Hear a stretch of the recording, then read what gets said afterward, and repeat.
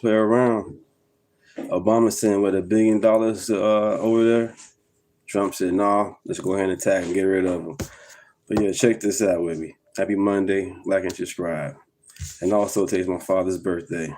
Never met him, wish I have. But other than that, let's continue.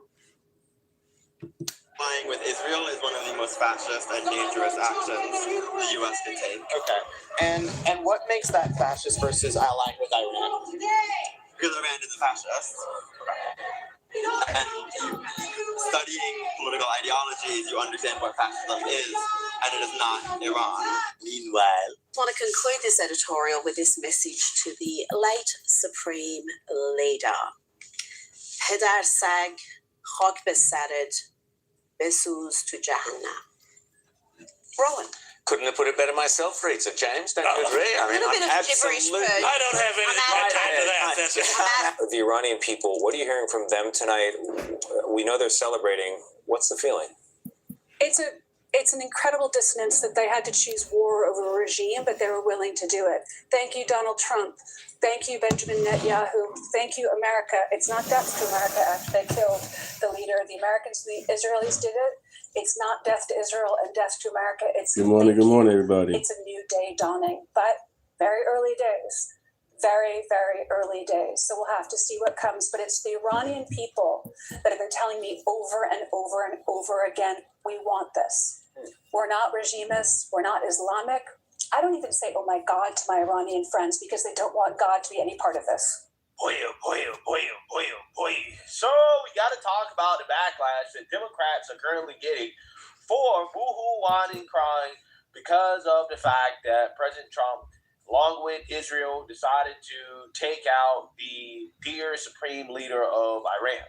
Okay, you have Democrats who have taken to the mainstream liberal media to express their condolences for the Ayatollah, basically saying that, hey, he should have never been killed, that this attack was not justified, and that they are against the president essentially freeing the people of Iran. Take a look. This morning, Ayatollah Khamenei led a regime that brutalized its own people, launched attacks. Good morning. For almost 40 years. So is the president right to take him out?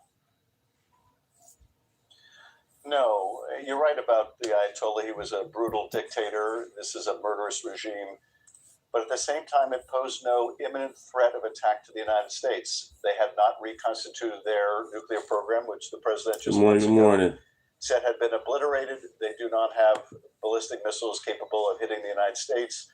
There was simply no basis to go in with this massive military campaign with the goal of regime change. And the concern here is that we have unleashed fact. Would you rather that we Good morning. Check this out. Israel? yes, sure. I think allying with Israel is one of the most fascist and dangerous actions the U.S. can take. Okay.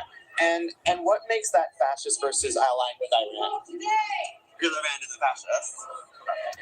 And studying political ideologies, you understand what fascism is. Good morning, good afternoon. Okay, good morning. Meanwhile, That's I want what's to up. conclude this editorial with this message to the late Supreme Leader. Thank you. Name is Deunta. پدر سگ Live in Rockford, Illinois. خاک به سرت Let's check this out. بسوز تو جهنم. Rowan. Couldn't have put it better myself, Rita. James, don't you agree? A little bit of gibberish, but I don't have any time for that. The Iranian people, what are you hearing from them tonight? We know they're celebrating. What's the feeling? It's an incredible dissonance that they had to choose war over a regime, but they were willing to do it. Thank you, Donald Trump. Thank you, Benjamin Netanyahu. Thank you, America. It's not death to America after they killed the leader. The Americans and the Israelis did it. It's not death to Israel and death to America. It's thank you. It's a new day. Yeah, appreciate it. Y'all hear that, right? They come on some death to America. I wish death to nobody at all. You know what I'm saying? And that's crazy. But the lefties want to keep on celebrating that stuff. Everything for America, they go against it. That's crazy.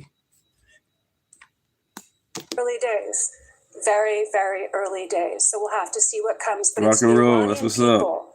that have been telling me over and over and over again, we want this. We're not regimists. We're not Islamic. I don't even say, oh my God, to my Iranian friends because they don't want God to be any part of this. So we got to talk about the backlash that Democrats are currently getting for boo-hoo, whining, crying. Like and subscribe, everybody. Like and subscribe. President Trump, along with Israel, decided to take out the dear supreme leader of Iran. Okay, you have Democrats who have taken to the mainstream liberal media to express their condolences for the Ayatollah, basically saying that, hey, he should have never been thank you. That this attack was not justified and that they are against the president essentially freeing the people of Iran. Take a look. This morning, Ayatollah Khamenei led a regime that brutalized its own people. Look at this guy. Around the Slopinopolis. world for almost 40 years. So is the president right to take him out? No, you're right about the Ayatollah. He was a brutal dictator. This is a I don't think murderous so. regime.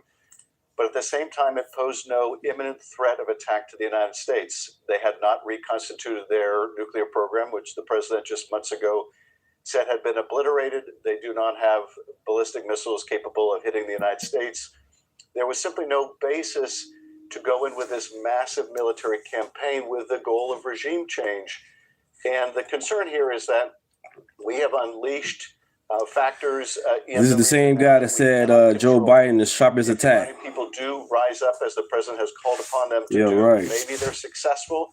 Maybe they get slaughtered in reliance on the president's implicit promise that we will be there to help them. Maybe the regime just takes a new form. Subscribe. Depraved regime and then what have we accomplished? Maybe our service members are killed, as the president pointed out that risk, and I hope and pray they remain safe, both those that are carrying out the mission and those that are in bases in the region. But the president has made no case to the American people. He sought no authorization from Congress. We need to return ASAP and take up a vote on the War Powers Resolution Tim Kaine, Rand Paul, Senator Schumer, and I have introduced. MAGA, baby. Called for Congress to return to Washington and to vote on whether to try to essentially halt this military action. No war powers resolution Right, he's an idiot. has ever overcome a presidential veto. Why do you think you need to take one? Well, nobody in this country is asking for war with Iran. Just like months ago, no one in this country was asking for war with Venezuela. This president is intentionally tanking our economy. He's the most corrupt president in the history of our nation. And Americans want him to focus on the crises here at home. Instead, he is busy getting us involved in quagmires overseas that already are becoming deadly to American soldiers. This is a disaster. It is illegal. And the president is obligated under the Constitution to come to Congress and ask for an authorization of military. Not all the time. He has a limited power. He can do what he want to do just about. Vote to give him the permission to do it, but he's obligated to come to Congress. The administration. Yeah, so you see that, you heard that. Now you have some Democrats, like, for example, John Fetterman, coming out here and going off on Democrats and liberals who are against what the president did, right? The actions that crazy. Took good morning, everybody. Subscribe. Good morning. Take out a lot of the leadership within Iran. John Fetterman, again, is not happy with his party for going against what the president did. And it's not necessary, honestly, by the entire thing. It's really an empty gesture. There's not going to be any votes. But when you're not even breaking the war powers resolution, why are you even doing that? Yeah. So, I mean, and also let's also be clear.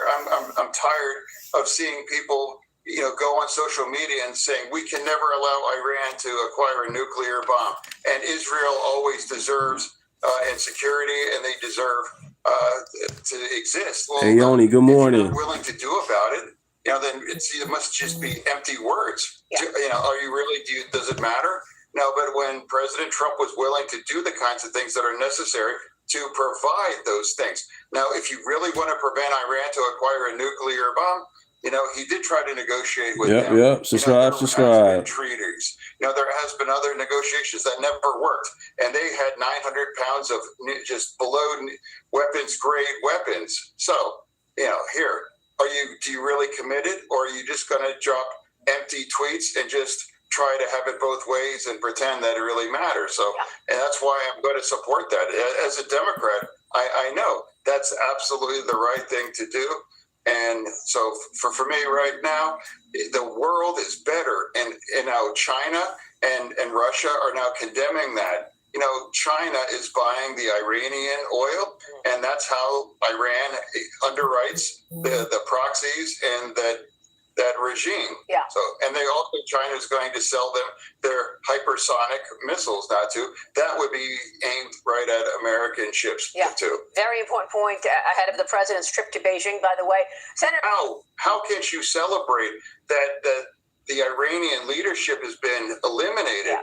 Doesn't that make the region more safe, more secure, more just, more free? Yeah. And now, of course, there's other things that it's possible right now, but right now, why can't you just acknowledge that? And I put that out on my social media. Yes. Look at the kind of people that are grieving that or now protesting that. That's all it's about, just having common sense. Forget about orange man bad. Just have common sense. Facts over feelings. Death to America. Wow. It's just like, this is what I'm saying. Look at the kind of people that grieve for that garbage. Yeah.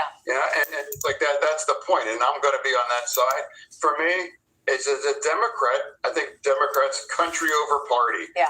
What the base demands means nothing to me. What's the right thing and the right side of history is what happened with Epic Fury. Yeah, so you see that, you heard that. Okay, John Fetterman is going scorch earth on his colleagues in Congress and the Democrat Party base. He said, I don't give a damn about what the base wants, right? I am going to stand with the president when it comes to this situation, right? What he did, the decision to strike Iran. Strikes are still ongoing. It's still an ongoing thing.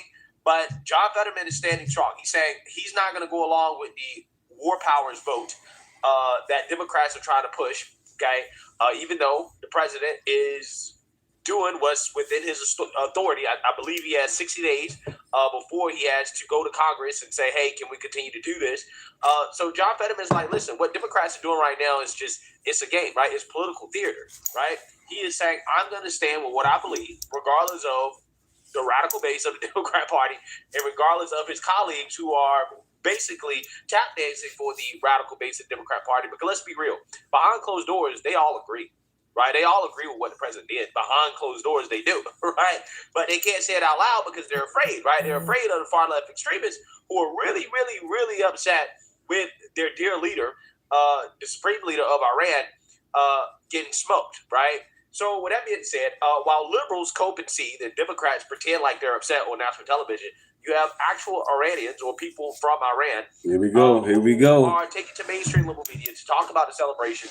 And they're also going off on the Democrats for their support of the Islamic regime and being upset with what the president did. So without further ado, let's go ahead and get into this.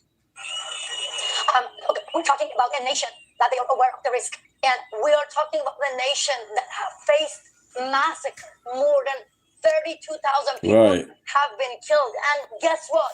Subscribe. They turned Good morning. mourning into a massive uprising against Ali Khamenei. So I am worried because I know that my people deserve to have a secular democracy to end this regime, but I want the U.S. government to be precise. I want the Israeli government to be precise, accurate, strategic, calculated, targeted military action against not only the military leaders, but also the political leaders. Good morning. Removed.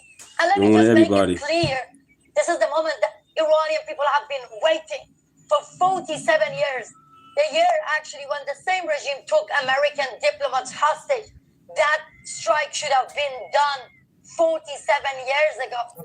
The West waited. Wow, 47 years ago. But I think we need to welcome this because this is a war brought to the Islamic Republic by the warmonger regime. And I talk to people every single day. I have family there. I have nobody here. All my family, my beloved family, my friends, my brother, my mom, my dad, my sister, they all live in Iran. But now this is the moment. If we want to reduce the risk, if we want to end endless war in the region, we have to end the Islamic Republic. The root cause of chaos, the root cause of misery, the root cause of mayhem. Look, my people have been suffering for 47 years. in America yesterday I took to the street.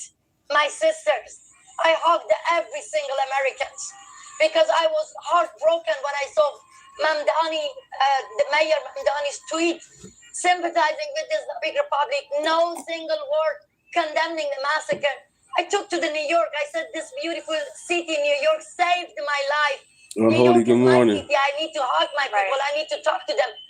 Left people, right people, Trump supporters, the Democrats, they all hugged me. When it comes to support the lives of innocent people, America is united. The time has come for politicians, Republicans, Democrats to be united for human rights, for global security. Well, on that, Moj, the American political leaders are not united. You heard Masi talk about the tweet from the New York mayor. A lot of Democrats are calling this an illegal war.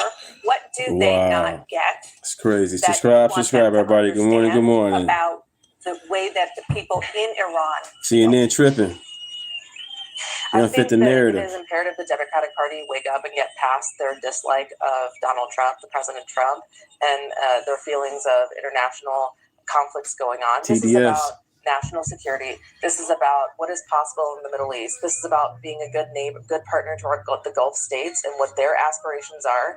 This is about supporting the people of Venezuela. This is about dismembering our relationship with, or not dismembering, but resetting our relationship with China. Right now, 55% of the oil production. Thank you, Aholi. Appreciate it. Thank you. Sanctions. You want to support the people of Ukraine. You want to end that war.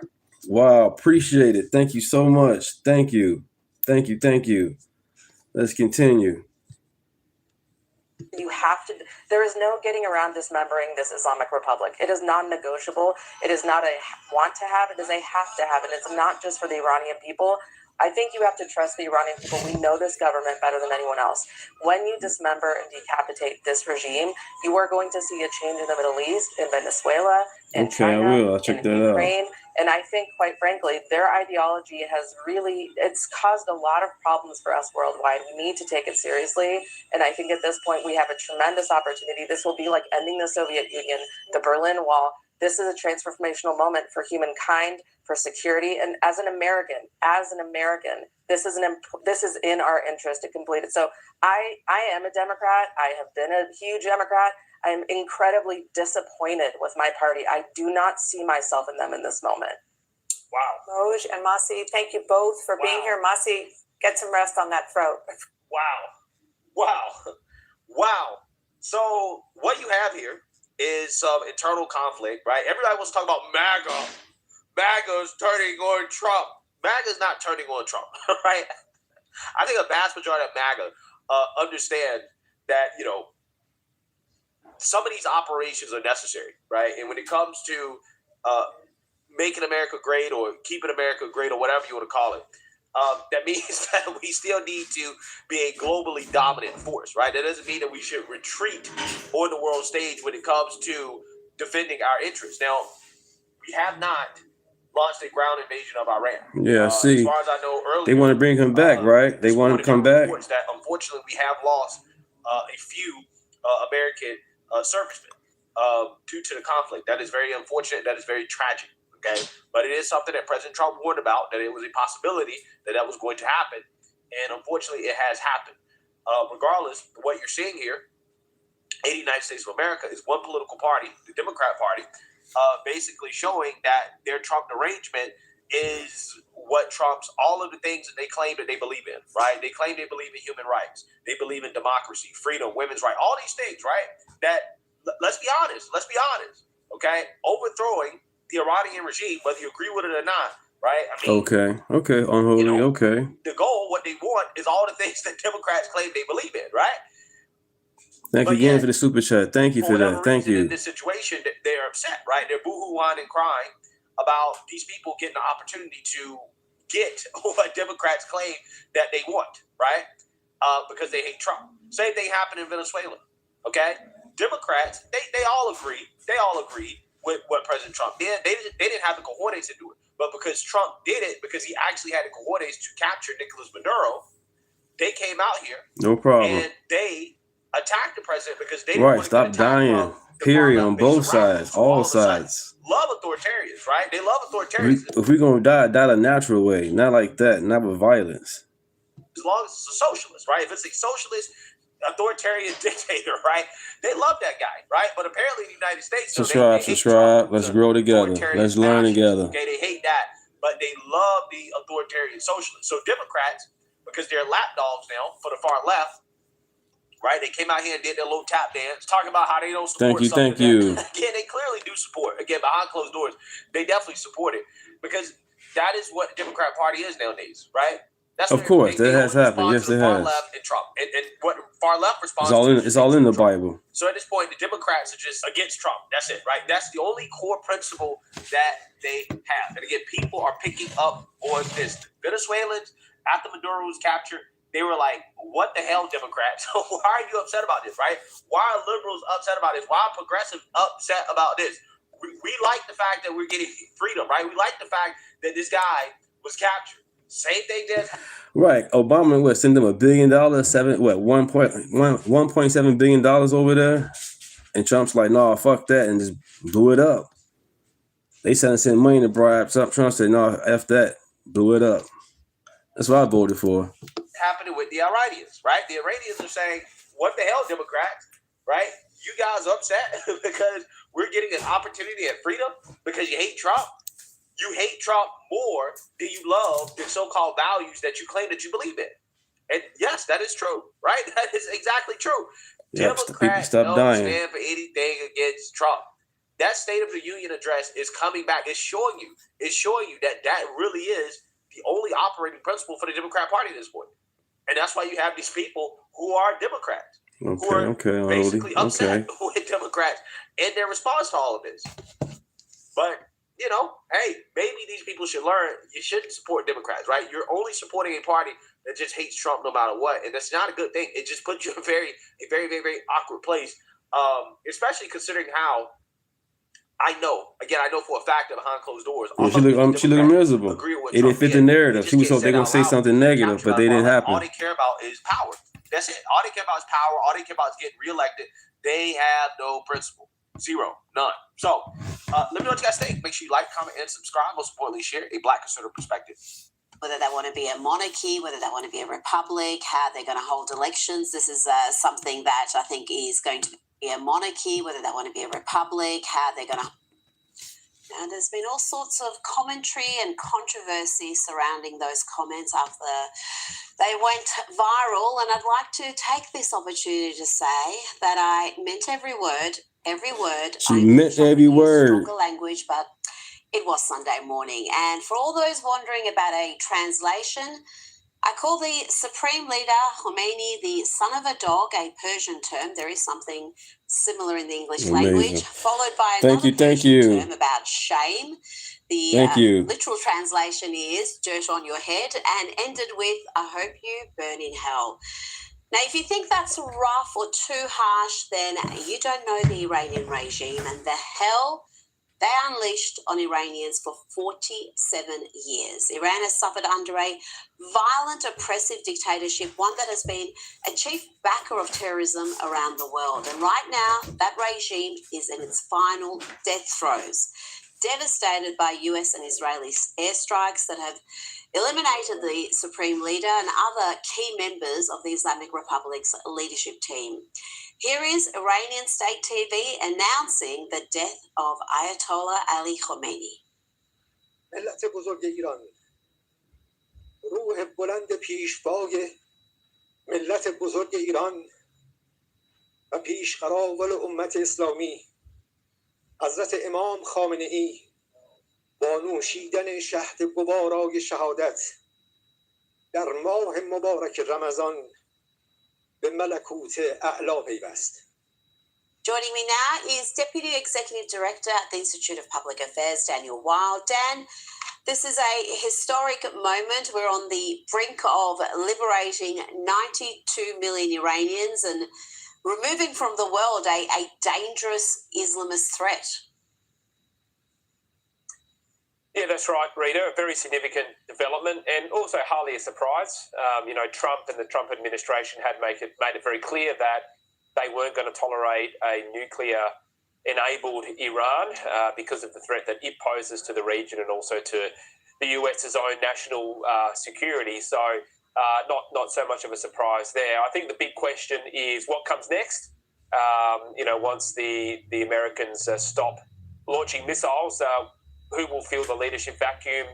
What will be the setup thereafter? Because as you know, when there's a power concentrated in one individual person, when that person is removed, then it is always a scramble as to who's going to take over from there. But, certainly a very significant and historical moment. And, we wait to see what the plan is for what comes after the removal of the Ayatollah. Now, you might mistake the Iranian state TV we just played for our own ABC. They seem to be similarly devastated by the US-Israeli operation. Let's look at what John Lyons had to say about Donald Trump. My main impression listening to that is that's Israel's agenda. That's Israel's talking points, not the United States. That same president said that he obliterated Iran's nuclear program in June, July last year. If they obliterated it then... Trump was a Democrat at one point. Threat now. I was a Democrat at one point. Israel's prime minister came to Washington with several points beyond the nuclear deal. One of them was ballistic missiles and one of them was Iran's proxies through the region. That's what I'm hearing there now.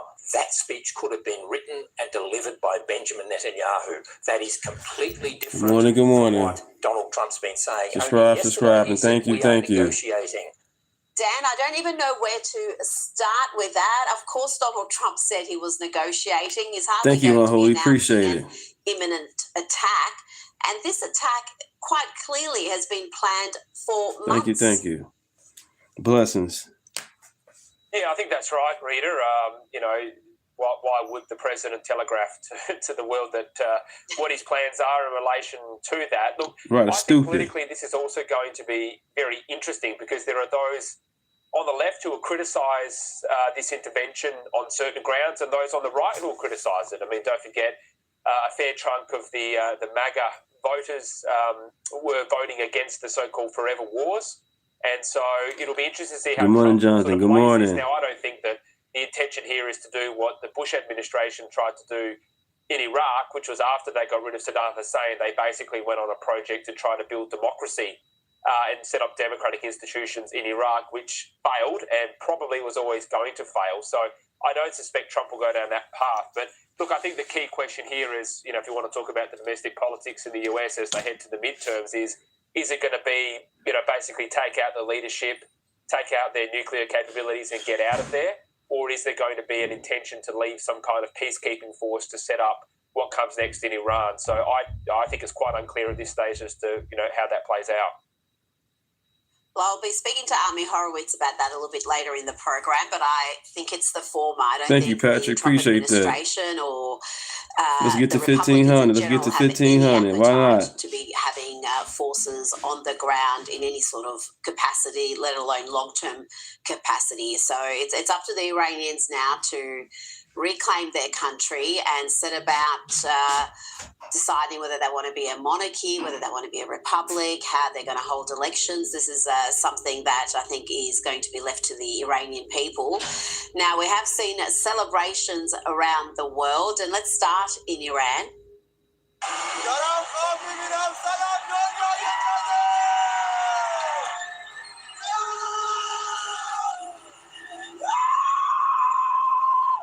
Dan, clearly those people don't know that Penny Wong has called for de-escalation, and let's hear what our foreign minister had to say.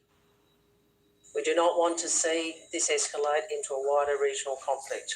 We continue to urge the protection of civilian life, and as others have, we seek the resumption of dialogue and diplomacy. Dan, what's your response to that? I thought Anthony Albanese put out a statement that was pretty strong, it was sound, and then we have the foreign minister delivering that.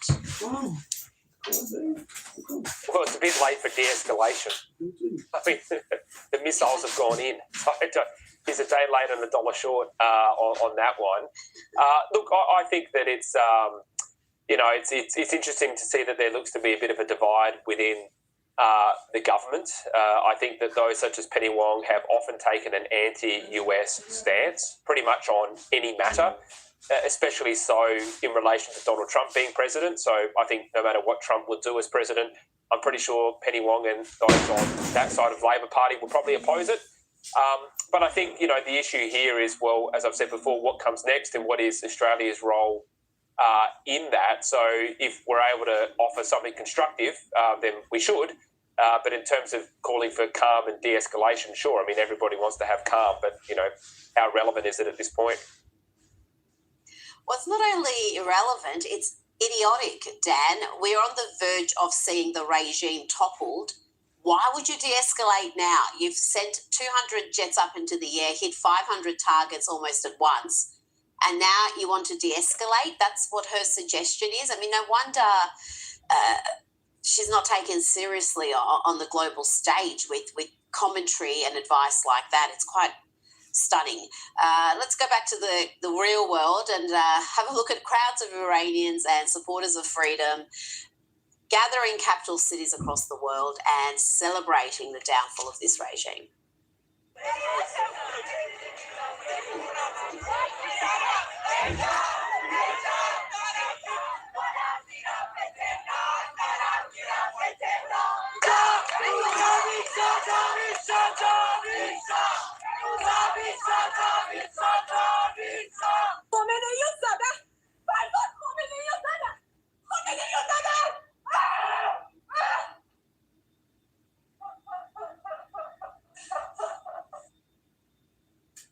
People overcome with joy there. And in the US, Iranian immigrants expressed their gratitude to President Trump and thanked him for his fierce support for freedom in Iran. Have a look. To thank President Trump in 47 years of this tyranny. I've been coming to this federal building since the 1980s, since the Islamic Republic of Iran has been in power.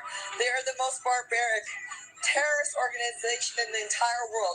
With them gone, the world will be a better place. It's time for the Iranian people to go to where they're supposed to go, to really free themselves from this darkness. The world is going to be in a better place. Thank you, President Trump. Thank you, Israel. But the regime is not done yet, is it, Dan? It's on its knees, but it is still a long way from confidently saying this Islamist reign over Iran that has lasted 47 years is finished. Well, that's right. It's not as simple as getting rid of one person. And, I think pre-1979, the Iranian regime was obviously much freer and much more pro-Western. And so if it's able to return to something of that nature, that would be welcomed. But there is a very in-depth power structure that exists. There's also the army. I mean, who's going to take control is the big question. So, as I mentioned before, there's always a power vacuum when the person at the top is removed. I'm just not too sure what comes next. And sometimes what comes next is worse than what was there before. So, I just think that the big question is what will the involvement of the US be from here on out, and how embedded and ingrained is that Iranian regime? The other point is it's good to call upon the Iranians to take their future into their own hands. But the question that I have is what capacity do they have to actually do that? They're not living in a democracy, so there's not going to be elections. They're not going to be able to vote, I assume. So, do they take to the streets? What is the actual mechanism to get regime change happening? So I think the next period of time is obviously going to be a lot of uncertainty about how that eventuates. Well, Donald Trump has told the members of the regime, the military police to stand down or to face the consequences. So he's given them an ultimatum to either stop fighting or to be eliminated. But I don't think it's going to be that simple as far as the Iranian people are concerned, because even if those people stop fighting, they have already slaughtered so many. There is already such bad blood with what these Islamists have done to the country.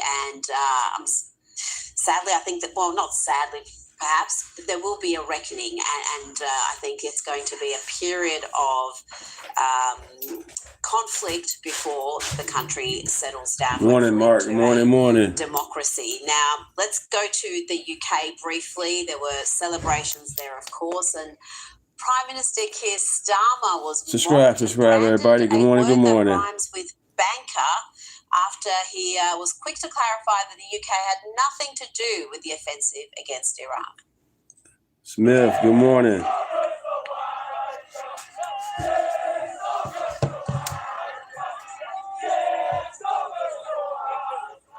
Dan, Keir Starmer's weakness has been pretty humiliating for the UK, pretty evident that he played no part in this. The UK is not even a big player in this operation. But let's come back to Australia and have a look at large crowds celebrating. Good morning. People love to dance.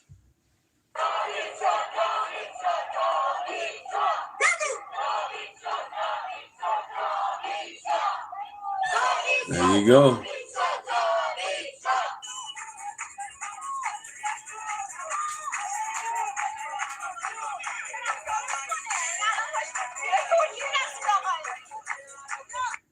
But Dan, we also have mourning for the late Supreme Leader. A number of mosques are having prayers for the fallen dictator. Subscribe, everybody. Good morning. Subscribe. Happy Monday. A notice promoting a mourning ceremony.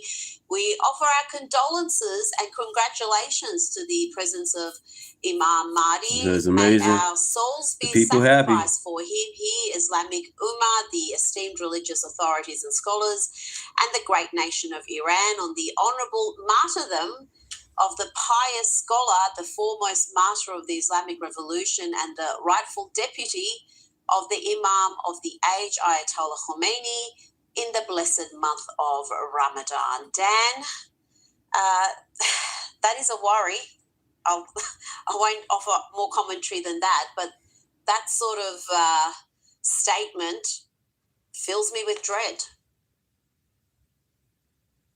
Yeah, and we sort of saw this on the march that was taken on Sydney Harbour, where you had some who were holding up pictures of the Ayatollah. So I think it gets to this point where we have this sectarianism that's been imported into our country. I find it interesting that there are, people of Iranian descent who are happy with the outcome, people who are unhappy with the outcome. And I think most Australians look at it and they go, well, how does this affect me?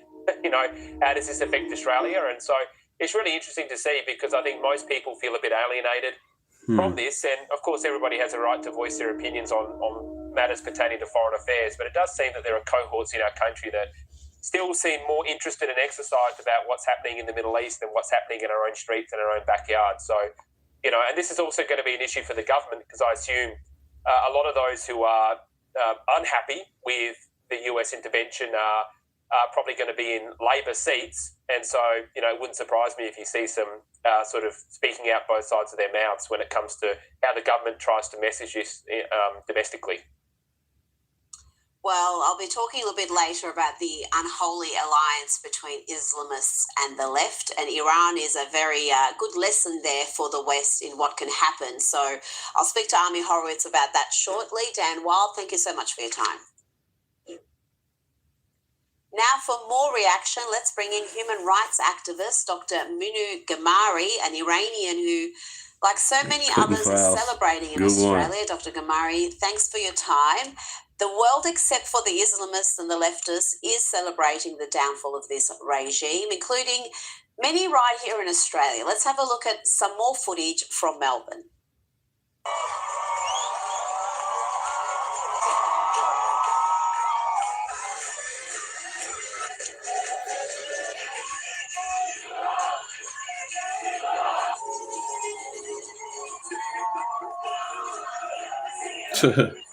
Joe Ronstein.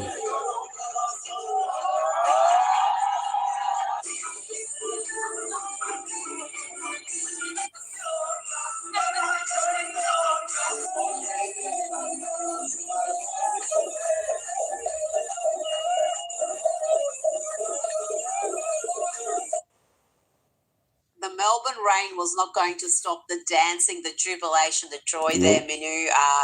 You guys were dancing day and night. Let's get to 1,500, people. Let's get to 1,500. Why not? And the hope in the community for what's to come. Iranian people are celebrating the death of Khamenei, the Islamic Republic supreme leader. We are joyful that he's dead. He was killed like a disgusting rat. He was hiding beneath the ground and not fighting. And we are happy about that. The hope we have for the future of Iran is a free, democratic, secular Iran. I've never seen Iranian people disunited. They came out in the millions on 8th and 9th of January, risking their lives inside Iran. And they came out in the millions on 14th of February by the calling from Prince Reza Pahlavi to show the world what they want, which is regime change, and who they want, who is Prince Reza Pahlavi, to lead us through a democratic, secular Iran. So what would that look like if he comes back, and does he rule for a period whilst elections are organised and held? Is that what the plan is? Because I guess the argument against that is if you install him, isn't he just someone else who is essentially a dictator who's not being elected by the people? No, of course, but you have to realize we can't have an election unless someone brings the ballot box to us. And there is no other candidate. There is no one else who set foot forward and said, I'm going to do it. There's no one else with these many people behind him. And there does seem to be such a groundswell of support in Iran and outside of Iran for the Shah to be installed again. Now, this uprising has really been led by women on so many occasions. And women have paid such a heavy price under this Islamist dictatorship. What's your message to feminists in the West? Because we've had a lot of them who've been silent, some of them who've been critical of this operation, and it's really been kind of disappointing to see so many who say they are passionate about women's rights not care about the rights of women in Iran. Let me tell you why they were silent before, and now suddenly they crawled out from under whatever rock they were hiding, saying that they're worried about human lives. It's because they were not worried about human lives. Otherwise, Iranians were being slaughtered by tens of thousands in January. Why they didn't say anything? Because they don't care about human lives. They only care about who's holding the gun to our head. Their friend is now being bombed. Islamic Republic that been funding these proxies to export terrorism and propaganda. And now that they're gonna be bombed, these people are worried. And to them, I only have one message. Go call your favorite terrorist organization and tell them Sugar Daddy is dead. Damn. Our country that you used as an ATM card is not going to fund your terrorist organizations anymore. I know it's sad to hear, but we are going to take our Iran back. That's a strong message. Yes, Hezbollah, Hamas, Iran has been funding terrorists, not just in the region, but beyond. Just before you go, I'm just interested in your personal reaction when you heard the news the Supreme Leader was dead and it was confirmed, it was no longer conjecture. How did you react? I was so happy. My husband took a video of me jumping up and down. I got a message from inside Iran, from my family members, saying the butcher of Iran is dead. If we are not there to celebrate with you when the regime topples, celebrate on our behalf. Wonderful. Dr. Minu, thank you so much for your time. Thank you so much. And it's time for Lefties Losing It. And I wish I could say I was shocked by the Islamists and leftists mourning a dictator, condemning President Trump's strikes against Iran, and generally being miserable, oxygen-thieving miscreants. But I want to start Lefties on a high note tonight. So let's see Iranians adopting the Trump dance to celebrate the death of the dictator.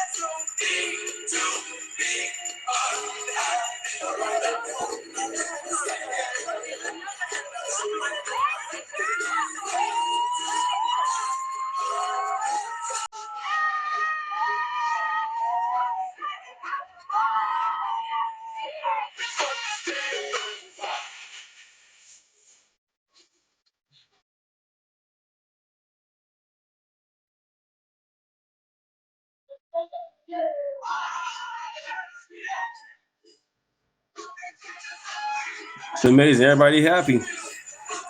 Nothing wrong with that. Look united. Sorry.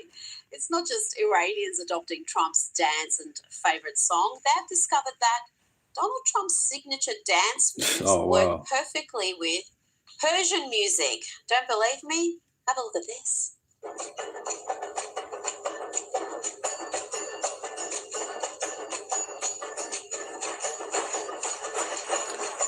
Amazing. Subscribe, everybody.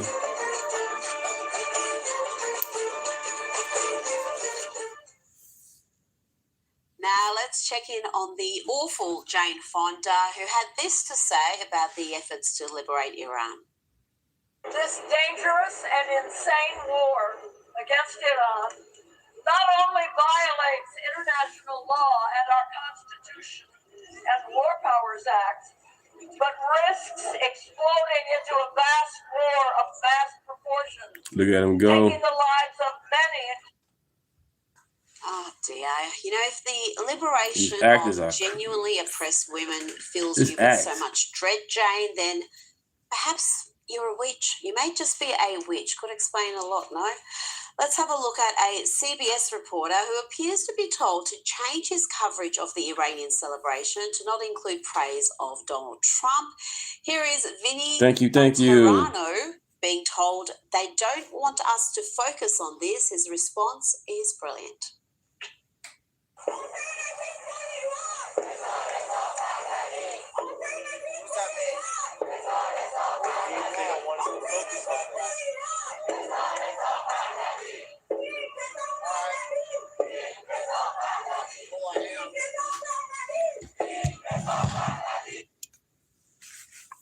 To the lefty meltdown in New York City now over the elimination of a brutal Islamist dictator. And I got to say, there were feelings of deja vu watching this pitiful but clearly well-organised and leftards, man. Trump uprising.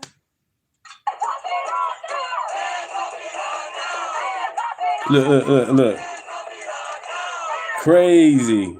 Yes, there they were with their professional-looking signs chanting, hands off Iran now. Just like they were chanting hands off Venezuela a few weeks back, signs looked awfully similar too. Can't make this stuff up.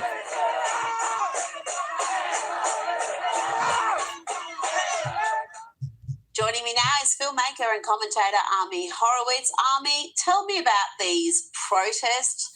Who is behind them? They seem to be very similar. They don't seem to be all that organic. Yeah, and it just does not matter to them what the reality is on the ground. It doesn't matter to them what success can come from these type of attacks, right? This kind of defense of democracy, defense of the people. Venezuela, and you have to ask yourself, do they care that Venezuelans are happy when we're doing? That's what I'm saying. How y'all get the people are happy? The people happy. Go with the people. Y'all go with what? 3 people? Oh, that's crazy. The people are happy. Are they not happy or thrilled that the Iranians are celebrating now that the mullahs are being killed? That they're now having fun. They live there. They can taste some freedom. No, this is a larger issue involved where you have people who are trying to undermine the United States, undermine our foreign policy. They are aligned with our enemies, okay? This is what we have. And yes, of course, it's AstroTurf. Of course, these are pre-printed signs. Things are all connected. When you go to Minneapolis, follow the money. When I showed you those signs being taken off of trucks, this is all the same part of this leftist agenda where they're trying to undermine the United States and the moves that we're making and President Trump are trying to make. Well, you know what? You hit the nail on the head there, aligned with our enemies. It doesn't matter who the enemies are, if they're from the left, if they're from the Islamist world, TDS. whatever they are, communists, socialists, as long as they're against that's growing in the J-Dot force. Against Western civilization, these people seem to be in lockstep with them. And I want to talk to you about that unholy alliance that we're seeing in the West. I've been writing about it for more than a decade. This unholy alliance between Islamists. But this ain't nothing new. The Bushes got who they got? They got a Hussein, Don Hussein. They got him. Who else they got? A few presidents snatched up some people. Nobody too much to complain. Wingers. And there was one in Iran as well before the Islamic Revolution. And this is something the left don't seem to understand, Army, that they are just useful idiots in this alliance. They will be discarded as soon as they stop being useful. And that's precisely what happened in Iran. Once the Islamic Revolution was complete and the Islamists took charge with the help of the communists, they killed all the communist army. Yeah, same can be said about the French Revolution. Look, of course, that's the question people always ask themselves. Like, I don't understand. What does the left have in common with Islam? And the reality is, what do they have in common? Hatred of Western values, self-hatred, okay? What they see is victimhood, right? They look at themselves as victims. They see Islam as victims, and they see their common enemy is success. Their common enemy is the free market. Their common enemy is Western liberal values, even though they're not liberals. These are not liberals. These are hard leftists who want dictatorship, who want autocracy. That's what they want because they know that their ideals are the only ones that can be supreme, and therefore you can't allow for freedom and a multiplicity of voices. That's why they're similar. Now, your mayor, New York City Mayor Zoran Mamdani, has been accused of rooting for the Ayatollah after his comments about the strikes against the Iranian regime. He wrote on X, "Today's military strikes on Iran carried out by the United States and Israel mark a catastrophic escalation in an illegal war of aggression, bombing cities, killing civilians, opening a new theater of war. Americans do not want this. They do not want another war in pursuit of regime change." Army, I can't say I'm terribly surprised here. He is a leftist and some would argue is also a Islamist. Yeah, but it's not just him, right? I mean, it's almost universally the Democrats outside of John Fetterman, right? And they got to ask themselves, they're standing against, look at all the Iranians celebrating around the world. They're standing against the Iranian people, right? Why? Because they don't like Donald Trump, and Donald Trump can do no right. That's what it really all comes down to. And, you have to ask yourself, Democrats, who are you standing with? Do you know who you're standing with? Who's condemning the Iranian attacks? Russia is, China is, Tucker Carlson is, Nick Fuentes is, Marjorie Taylor Greene is. Yeah, by the way, that statement that Marjorie Taylor Greene made about, look at all the innocent civilians being killed by Trump. Oh, really? What? You didn't say one word about 32,000 Iranians that were slaughtered by the mullahs. Not a word, okay? And the criticism is like, well, this is unprovoked attack. I'm sorry, I'm so sick of that, okay? Look, when the Iranian regime has killed probably thousands of American citizens, okay, and American soldiers directly or through their proxy, and killed U.S. allies, including Israel, okay, when Iran has tried to assassinate our president. Let's be very clear. They tried to assassinate our president. I'm sorry. The president has the right to retaliate when he seems fit. Today is when he saw fit. It wasn't unprovoked. It was very, very provoked. And by the way, Libya did a whole lot less, right? And we attacked them. And frankly, Russia did a lot less, okay, to the United States directly. And then we supported attacking them. I'm sorry, Democrats, you're on the wrong side of history. Now, we've got more on Iran and Cuba shortly because there's a lot of agitation there from Cubans saying, we want to be next. Can we also be liberated, please? But first, let's go to Austin, Texas, a possible domestic terrorism offense in the city's Party District, 6th Street, where a migrant who was allowed to be naturalized despite a growing criminal record went on a shooting rampage, killing 3 people. Army, this is being investigated as a possible Islamist terror attack. What do we know so far? Yeah, I mean, he was wearing a shirt that said "Property of Allah." He had a Quran. There's the picture right there. He had a Quran in his car, so we clearly know this is a terrorist attack, even though they were saying, well, we're not sure what the motivation was. I don't know how more clear you could be of the motivation, frankly. It was a drive-by shooting initially. Then he calmly parked the car, came out, started shooting people on the sidewalk. Absolutely horrific in a very popular area of Austin. I've been there I was just there a couple weeks ago, frankly, walking down the street and having a couple cocktails right along that promenade. He first came to this country in 2000. Then he married somebody and became a U.S. citizen. And he was arrested 4 times, both before he became a citizen 4 and times? after he became a citizen. But I promise you, the Democrats will fight tooth and nail. They gonna fight for him. Deportation, right? They're not going to allow ICE to lay a finger on this guy. It's crazy. And it really comes down to, I'm sorry, we got to be real here. This is immigration. Good morning, everybody. Happy Monday. Thank you. Like and subscribe. Let's get to 1,500 subscribers, everybody. Let's do it. I am pro-immigration. I am a product of immigration. I love it. Our country is better for it. But I'm sorry, guys, despite ChatGPT's best efforts to deter me from coming up with these numbers, okay? I looked the last 35 years. I could have looked more than that. In 35 years, every single immigrant this country who committed a terrorist attack was Islamic. Every single one. I'm sorry. Those are subscribe. Okay? Even though they make up 5% of the immigration to this country, they make up 100% of the terrorist attacks. So I don't know what to tell you guys. I'm sorry. Army, I'm sure there'll be groups saying that those figures are not accurate. It's all about how you define terrorism, but that's an argument for another day. There is no issue in stating very clearly there is a massive overrepresentation, and it's one that needs to be tackled, and it's evident in a number of Western countries. It's not a problem just in the US. Now, let's check in with a lefty losing any grip on reality. This is Human Potato, Brian Stelter on CNN. But I can tell you, Ellison has talked in recent months about how he wants to sustain the news business in the United States. And he's talked about his belief that, quote, the majority of the country longs for news that is balanced. Is my Rita? I think so. That sure sounds a lot like CNN's mission. A lot of similarities. I mean, what can you say? Rita, she is. Is delusional. And this is a little bit of hilarity as well. The Daily Show host Jon Stewart has said the media squandered trust with its Trump-Russia collusion narrative. He made those Captain Obvious comments during his podcast when speaking to an MSN Now host. I mean, he's been part of the problem. It's all well and good to say now that the Russian collusion hoax was a hoax, but when was he when it was actually happening? He has been complicit in so much of this lunacy.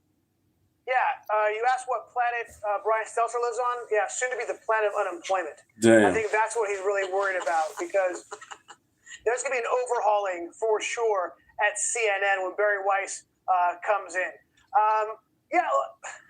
Captain Obvious is exactly. I couldn't have put it better for Jon Stewart. Yeah, I'm sorry, John.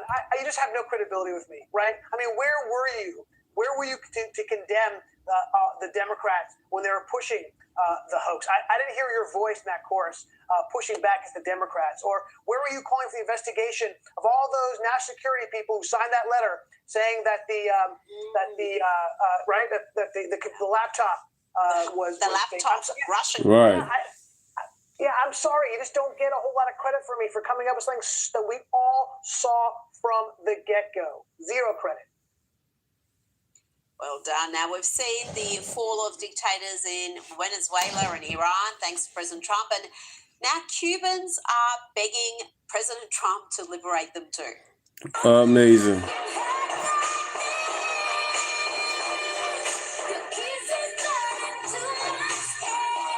Like and subscribe, everybody. Good morning. I don't speak Spanish, but I understood pretty much every word of that. And in Miami, where so many Cubans have fled, they were also asking the president to help free their home country.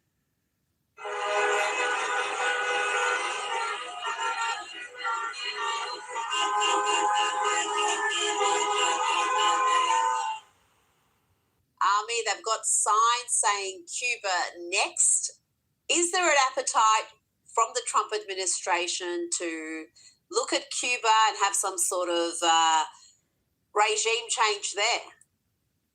Oh no, I'm sure he would love that, no question. I'm not sure he's going to engage in the next month or two. But why wouldn't the Cubans want a slice of freedom pie, right? They see dictators falling all around the world, and they're saying, hey, when's our turn? Look, they want that for a reason. This move against Iran was one of the biggest foreign policy moves in decades. There's no hyperbole there, okay? When these things have follow-on effects, right? When you make a move, it has ramifications. And if you look at, obviously, Afghanistan, right, led to the invasion of Ukraine because Russia saw blood in the water. It saw weakness. Well, this is the converse of that. The world is seeing U.S. strength and determination. And the follow-on effects are also going to be quite obvious. Look, if you're a Taiwanese, you think Taiwan is more or less likely to be invaded today by China, right? Look, there are moments in time in history where people made moves and people sat on the sidelines. And think about how different the world would be if the U.S. and the West supported Chiang Kai-shek against the Russian communists, right? What would the world look like if we did that? Or what would the world look like if the U.S. and the West supported the whites against the Reds in the Bolshevik Revolution, which led to nearly 100 years of Soviet domination in their sphere, the greatest geopolitical enemy the U.S. has ever seen? What could the world look like? Well, guess what? One of those days was here, and Donald Trump took advantage of that, and we're going to see follow-on effects for years. Army, we saw the protests in New York, but there were also celebrations in New York. Let's have a quick look.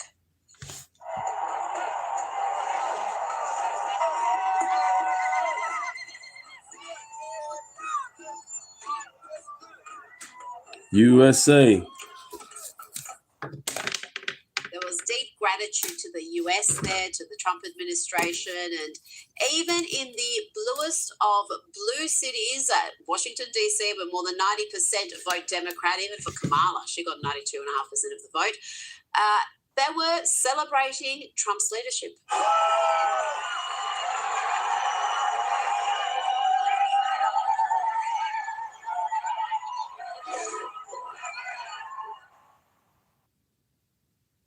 Army, this is a turn up for the books. I never thought people would be doing the Trump dance and having these sorts of rallies in places like Manhattan and DC, which are as blue can get.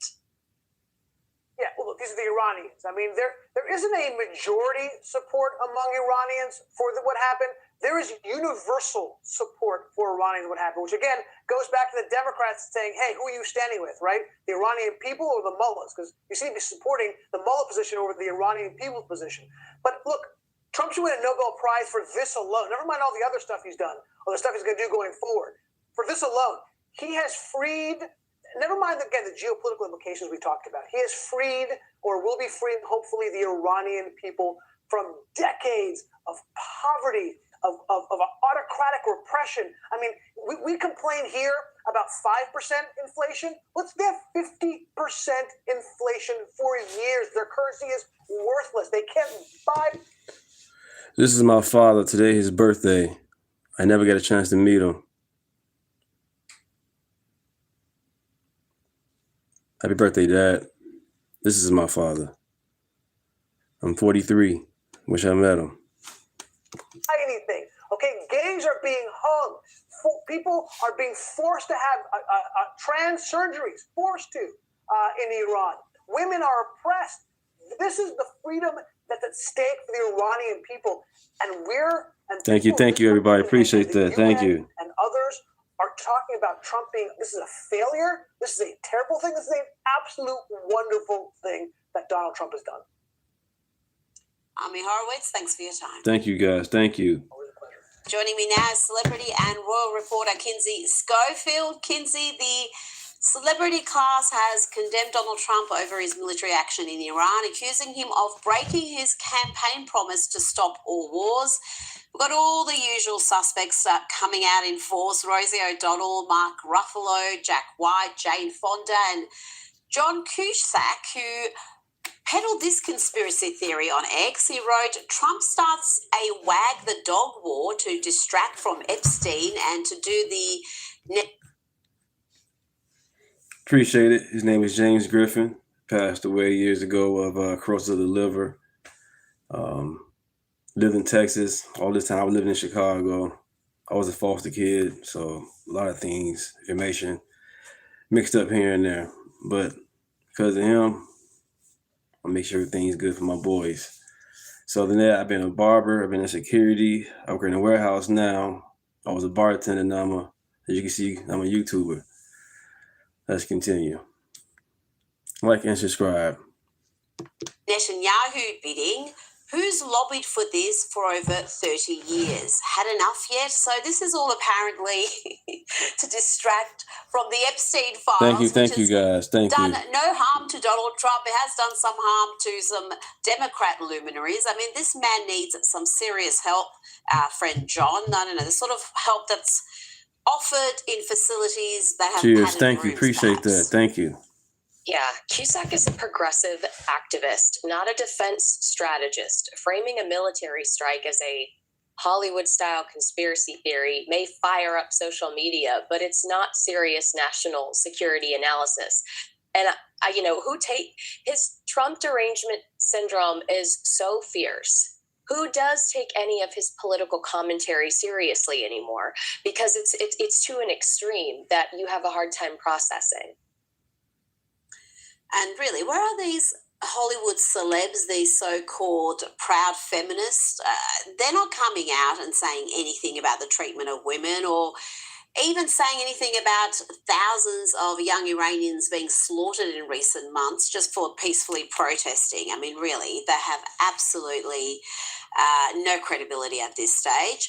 But let's move on to some other issues. And there are reports that Princesses Beatrice and Eugenie have been banned from attending Royal Ascot in June, and they won't be allowed to join their family in the royal procession either. This is all due to the Epstein revelations surrounding their parents. Kinsey, is that fair if it's their parents at fault and they're being punished, or have these two also been fairly money-hungry grifters who have been trading on their royal titles? I mean, that's an astute observation. You can't ignore the judgment issue. Choosing to spend time with a man who has already served time for targeting underage girls raises serious moral questions, fair or not. That association, Beatrice and Eugenie jumping on a plane to spend time with Epstein, along with Fergie, has reputational consequences. The monarchy has to think long-term, and Ask It is about safeguarding the brand. The Yorks family association with Epstein has already done enormous damage. If reports suggest more disclosures are coming, which Andrew Lowney says is true, that we should be worried for more regarding Andrew, the palace is likely trying to create distance before another headline cycle. And that's not personal punishment, it's institutional risk management.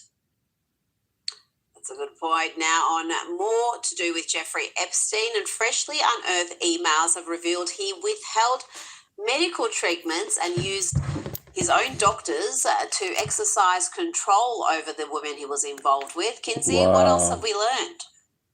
Yeah, that it wasn't just this physical abuse. It wasn't just about money or access. He literally used doctors and medical care to control women, deciding who got treatment and when. That's classic manipulative behavior, rewarding compliance, isolating people, keeping them dependent. It's calculated psychological abuse. That's why these new emails are so disturbing.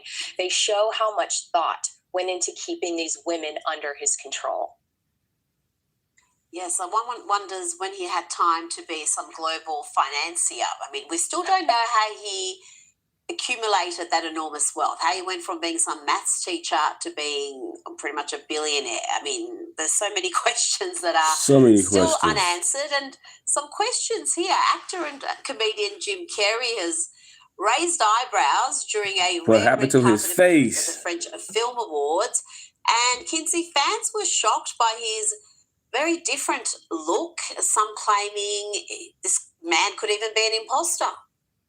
I really took on a pretty big challenge trying to do my What did he do to his face?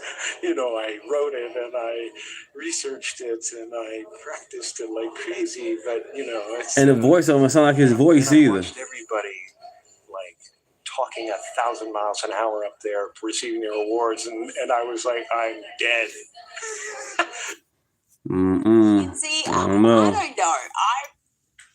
think it's know. Just him and he's had too much filler and Botox, but some fans claim he even sounds a little different, and Botox and fillers don't normally change your voice, do they? No, I mean, I loved the fact that you referenced raised eyebrows because clearly that's something he's incapable Something of going doing on. at the moment. In Hollywood, And the eye color here, different the too. plastic surgeons are saying maybe it's an upper eye bleph where they remove some of that skin around your eyelids. They've also said, of course, Botox fillers around the cheek and forehead and a potential brow lift or facelift. We have a reality show here called Botched where they take care of people that have had some pretty bad plastic surgery. I love that show. And I think Jim Carrey might be starring in the next season based on what we just witnessed.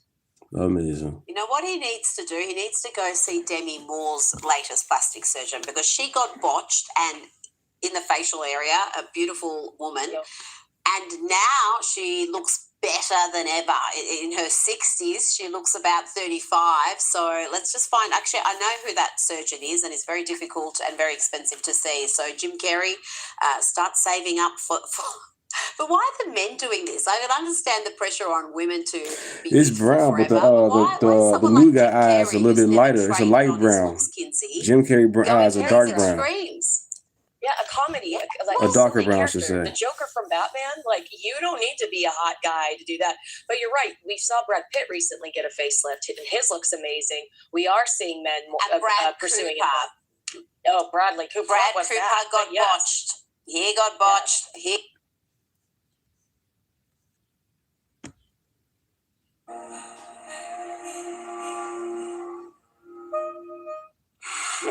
Uncle Trump isn't coming to play. He's not coming to play.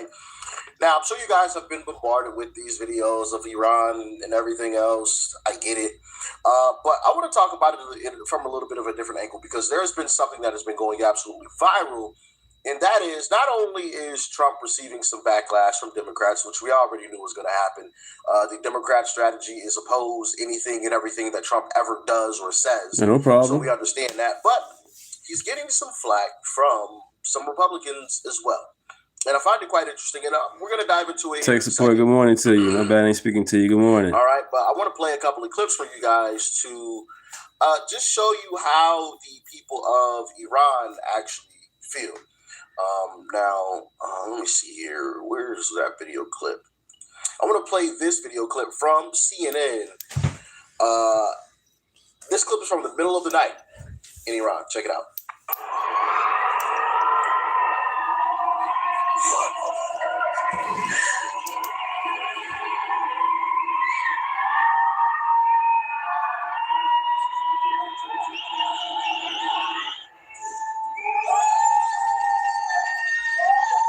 They're happy.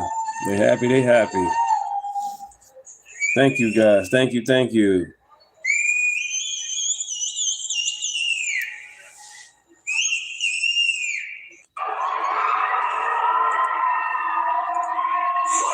So you heard some of that there. Middle of the night and people yelling, screaming, cheering.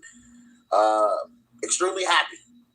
Extremely happy that this is happening. I got some more clips as well. Here's another one. How can you be silent? This is not okay. I'm no longer going to support Democrats. His hat says "Make Iran Great Again." If y'all didn't see that, that's what his hat says. Iranian? That's what's up. None of you should support Democrats. I'm honest. Honestly, I'm livid. I'm done with them completely. Just acknowledge the truth.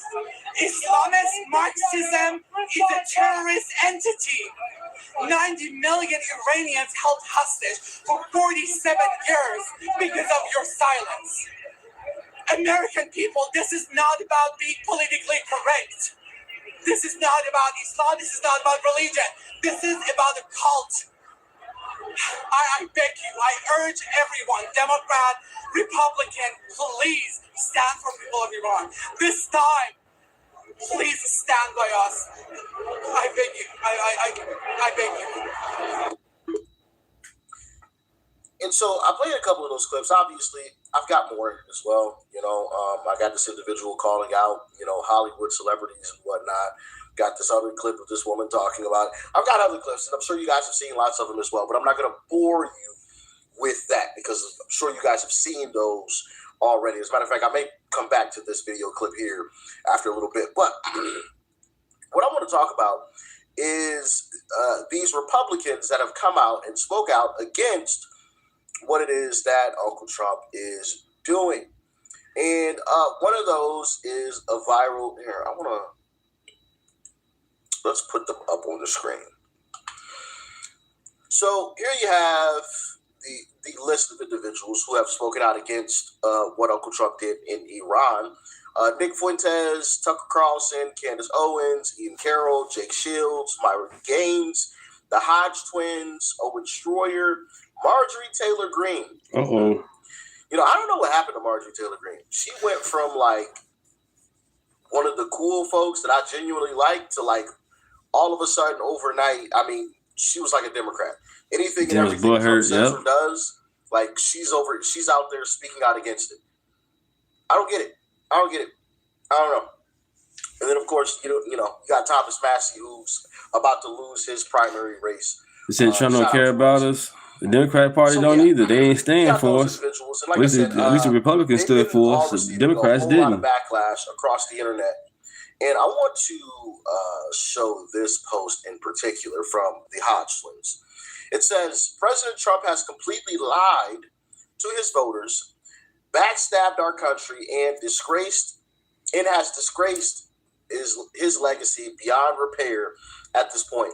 Biggest fall from grace I have ever seen. Interesting. Biggest fall from grace I've ever seen.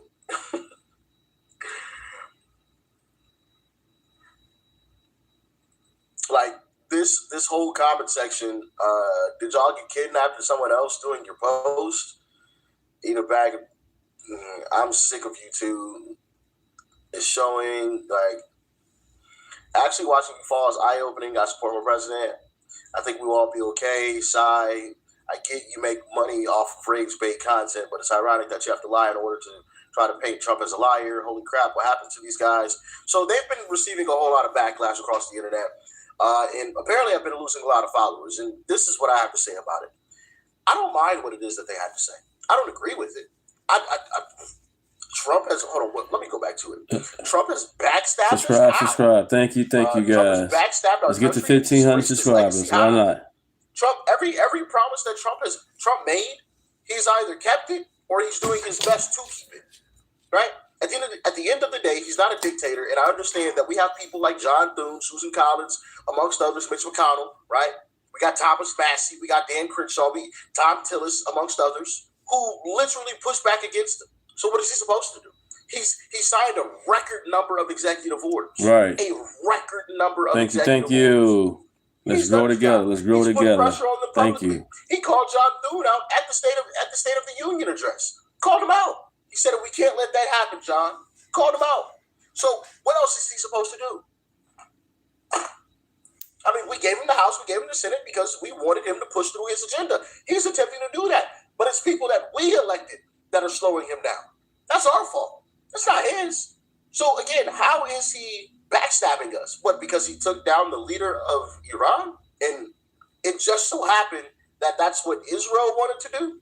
Obamacare? I don't know. I never had it. What folks are saying is that we're basically Israel's puppets. I don't know. Right?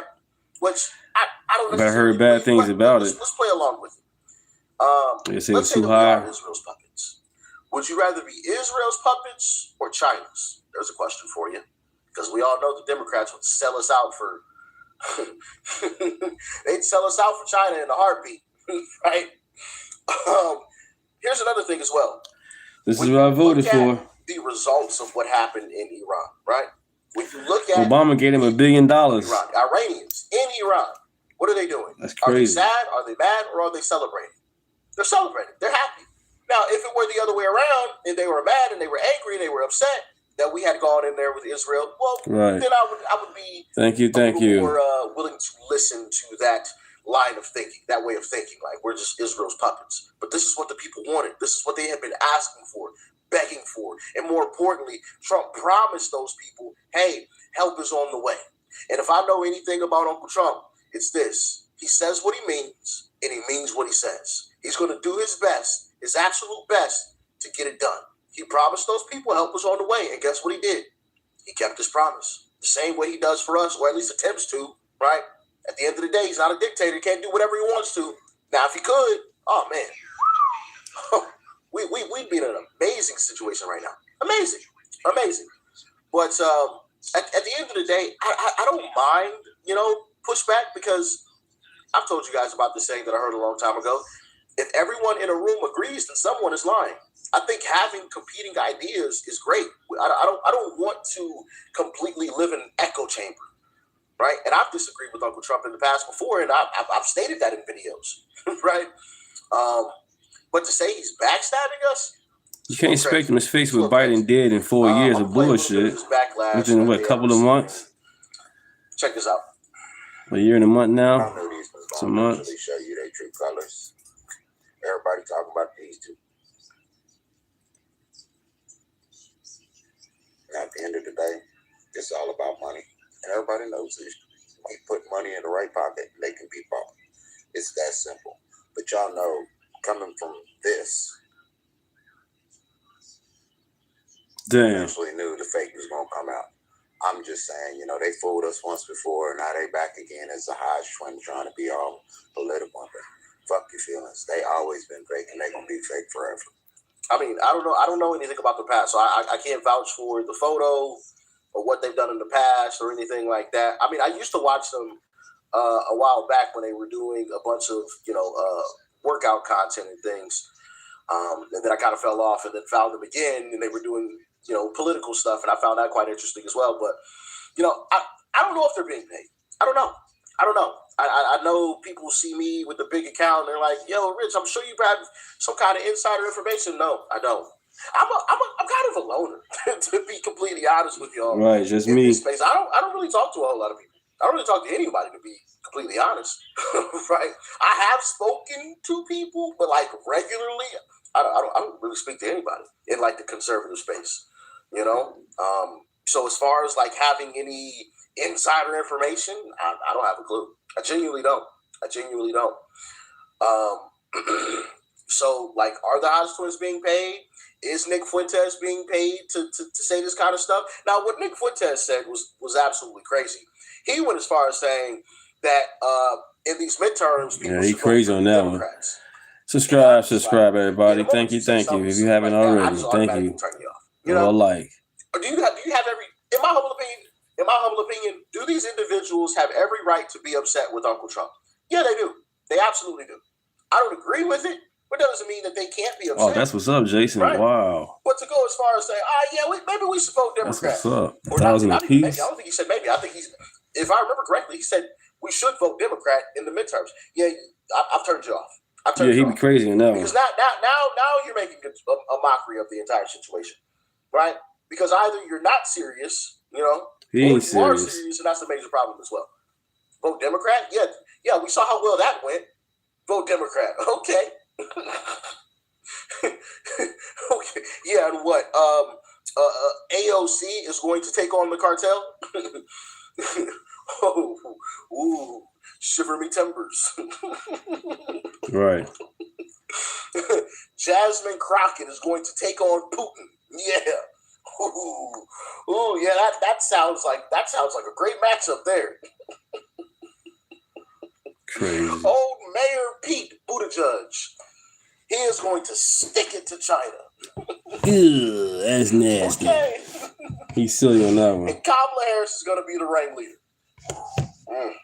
Okay. So I don't know, man. That's kind of the way that I see it. They have every right to be upset with what's going on.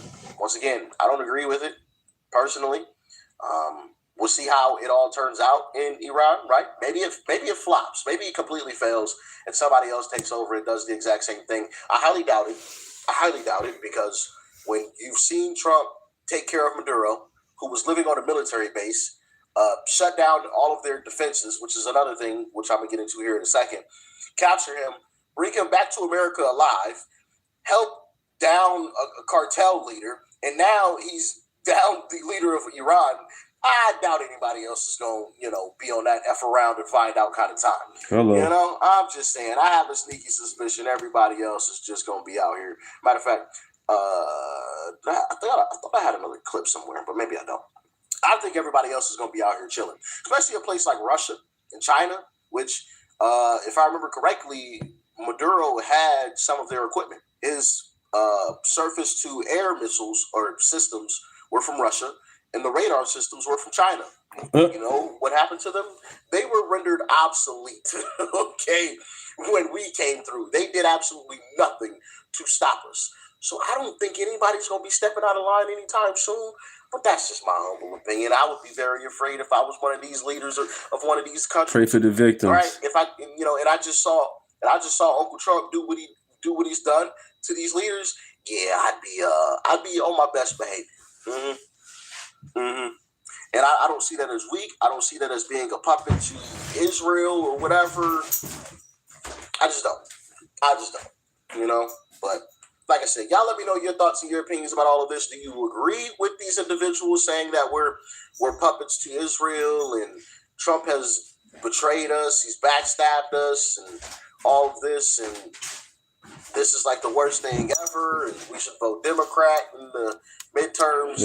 Y'all let me know how y'all feeling out there. No way, right, Jose. Wrong, why not? Are they right or wrong? No. Why? Not gonna do that. The world stage unless it... The alternative to a nuclear deal with Iran would appear to be a military conflict.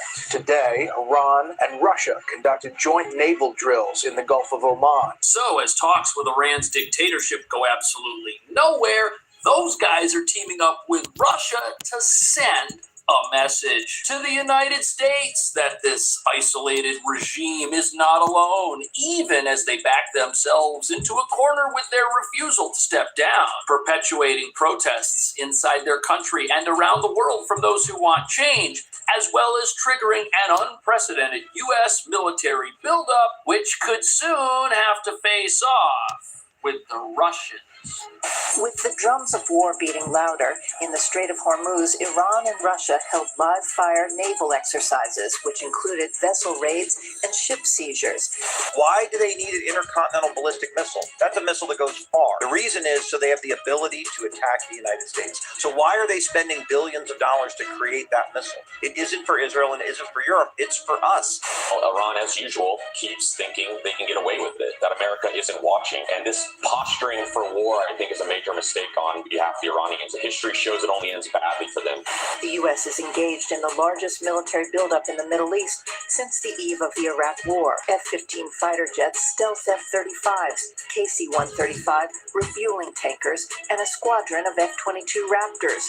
As Trump said, 15 days, we're going to get a deal one way or another. And Trump has been very careful to say there's one way that's got consequence that they don't want. He was very clear about that.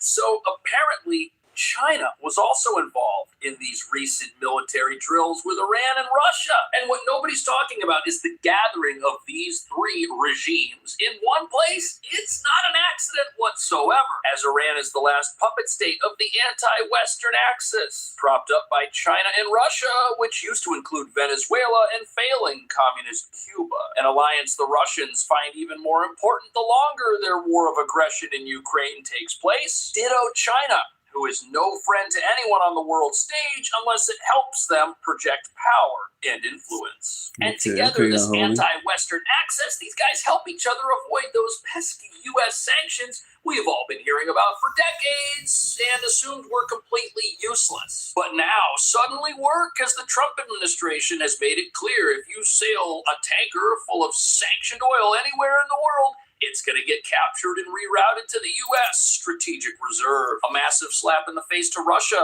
who routes its sanctioned resources through Iran to the rest of the world, which reveals that if Iran's regime can somehow stick around, the funding mechanisms for continued despotic mayhem remain alive and a real threat. But that brings us to the real reason we are getting closer and closer and closer to something big happening in the Middle East. You've got two U.S. carrier battle groups surrounding our adversaries who are all on life support. The Russians have been on life support since they invaded Ukraine. Iran is on life support every single day as its people rise up and protest for their freedom. And without a strong Russia and Iran, China, they don't have a friend left on the planet. But Trump's got another ace up his sleeve because this armada, its presence alone, has America's adversaries completely off balance, even without firing a shot. And they're going crazy, expending what little resources they have to perform military drills that won't stop stealth aircraft they don't see until God shows them the instant replay. And as you're about to see U.S. carriers and ships surrounding Iran, that is nightmare news for Russia, who needs this regime to hang on as long as possible.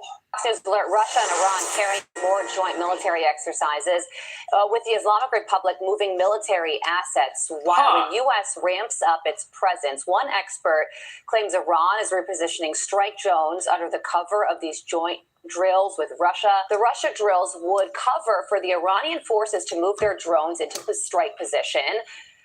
They've gone under the veil of doing the military exercises, which happen to be along the coastline, and this is an escalation. So the presence of Russian forces along the Iranian coastline, it does a couple of things. Yes, it's a team up to try and show America, hey, we're here and we're not to be trifled with. But there's an allegation that these drills are giving the Iranians cover so that they can set things up, set up defenses, get things in line to take some sort of preemptive action. And remember, Russia has very few friends left in the world, and without Iran and its strategic oil industry, evading U.S. sanctions to fund wars and invasions of countries like Ukraine goes out the window. On top of that, Russia is currently developing Iranian oil fields right now. And Russia supplies badly needed natural gas to Iran so that this regime can prop up its failing economy. On top of that, the way Russia and China look at this is the more countries out there hostile to the U.S. who don't trade with the U.S. dollar, the better it is for them. But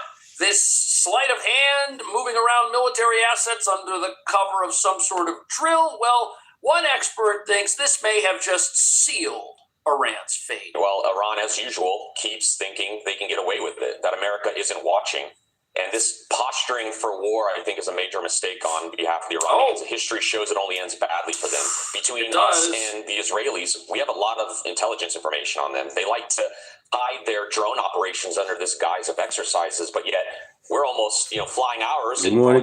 Thank you guys for being in the chat. Thank you. Pretending to project strength and a real military that actually has it. What we're seeing right now, it's not just this routine military maneuvering. It's a chess match in the air. Iran's repositioning strike drones under the cover of these drills with Russia, and that tells me two things immediately. First, they still don't want transparency. And second, they're testing this battle positioning under plausible deniability. And by the way, let's not forget Subscribe, everybody. Let's grow. Very interesting. Let's grow. So we've got the Russians and the Iranians, and they're doing the same thing that the Russians did before they launched an invasion. That's not a good look, especially when you've got your negotiators out there who are trying to tell the entire world that, hey, we're a peaceful nation. We want to just have a civilian nuclear program and a few defensive ballistic missiles, which don't actually exist. Those are offensive weapons only. They go very far. But here they are in secret, doing things under the table. How does that make them look like a good negotiator? How does that make them look like they can be trusted if they're going to agree to something like a nuclear deal and they're moving their military assets around in secret, hiding things as they make that deal? It makes it look like whatever agreement they come up with and put forward to the United States is totally worthless, and everyone is watching this, seeing it happen. With 14 ships, hundreds of aircraft, and thousands of troops, it's the largest U.S. buildup in the region since the Iraq War deployment, which was and the much reasons larger. for it are obvious. And by all accounts, Iran is preparing for the worst. This satellite imagery shows tunnel entrances at the Esfahan nuclear complex completely covered in soil to protect it. Likewise, these pictures show a new military facility built to replace the one destroyed by Israeli strikes in 2024, also covered in soil. Well, meanwhile, the window for diplomacy. Soil doesn't really protect from weapons. It does protect from prying eyes. It does protect from inspectors. And it does stop people from going into those places to check them out and make sure that they truly are peaceful. But These sites were blown up by munitions that went deep underground and exploded their nuclear plants and their nuclear facilities just a couple of years ago. So what are they up to here? Could it possibly be that the actions taken at their nuclear facilities, which were destroyed a year ago and now look like they're being revitalized, are being done in tandem with secret drone-related military buildups along their coastline? Perhaps. And if you're the Trump administration, you're going to get out there, you're going to tell the world that, hey, we want to make a deal with Iran. We want to do it.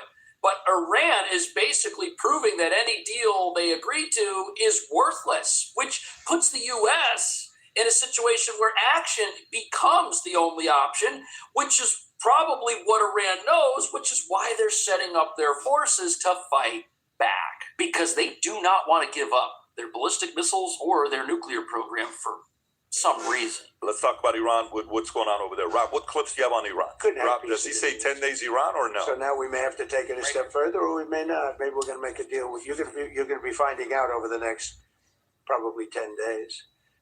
He waits till the last second to say. So there's a deadline now.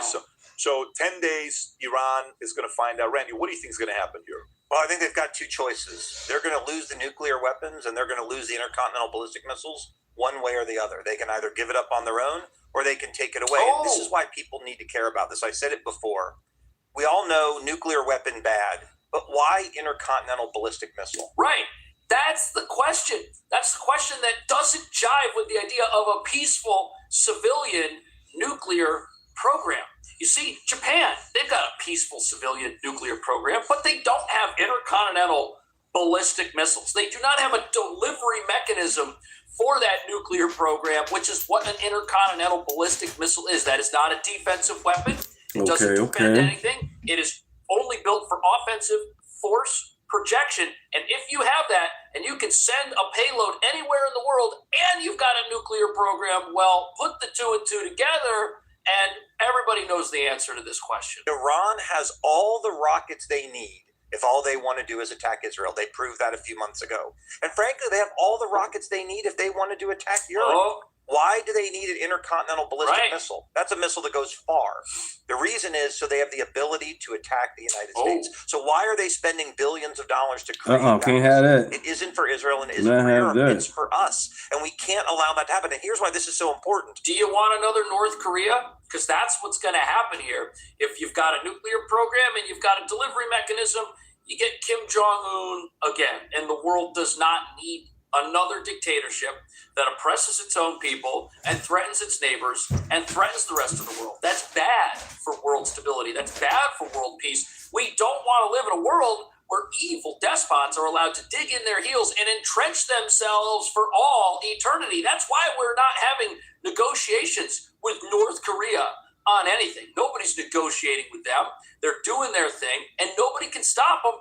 Do we want that again? I don't think so. But Russia, China, they would love to have a puppet state that is going to be around forever, that they can secretly support and prop up, who helps them create their new world order, their anti-dollar axis, where they fund their own mayhem and do what they want and project their force upon the rest of us. Brett, how much ability does Iran have to impose cost to the United States in terms of striking our military bases? Not what they will have.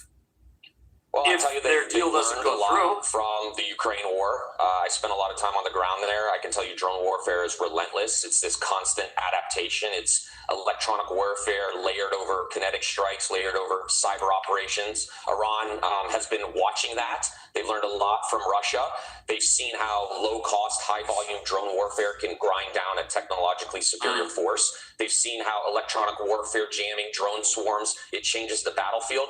And I think, they've absolutely studied how Ukraine innovates in real time, where they've modified drones, shortened the kill chain, and they're trying to absorb those lessons and refine it for their own doctrine. But I think, the key difference here is Ukraine's been innovating out of necessity and defending their homeland, while Iran tries to adapt their drones for terrorism and regional destabilization. And I think our administration isn't going to put up with that.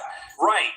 But here's the other part of this. If that's the threat today, what is the threat when we have a nuclear program and intercontinental ballistic missiles? That threat is different than the threat that we face today, which is still a threat. It's out there. It's dangerous. Rockets could be launched at U.S. military bases. Rockets could be launched at Israel. They've got something going on with the Russians right now that they are planning in secret. So we don't fully know what they're going to do. Are they going to make the first move? Are they getting into position to make a retaliatory move? That's probably their best bet. The only way that the world is going to get behind them in any sense, that any countries are going to say, hey, what the U.S. is doing is wrong, we need to stop this interventionism, is if Iran is not the aggressor. So they may be waiting to see if something happens, which is exactly what happened with their nuclear program when that was wiped out. And it looks like Trump is gearing up to do something soon. It's Trump's warning to Iran. Go for it. Documents. Yeah, please. Yeah, right. Today on Iran, bad things will happen if Iran doesn't make really a bad deal. things. What will that I'm not going to talk to you about that. What is the goal if there is a U.S. military Well, we're going to make a deal, or we're going to get a deal one way or the other.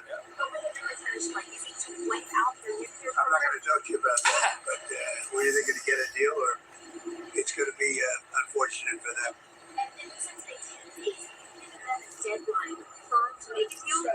I would think that would be enough time, 10, 15 days, pretty much maximum. Pause it right there. Okay. Okay, so 10 to 15 days to make a nuclear deal with the Iranians before something bad happens. Now, the question everybody's got is, will the United States stick to this deadline?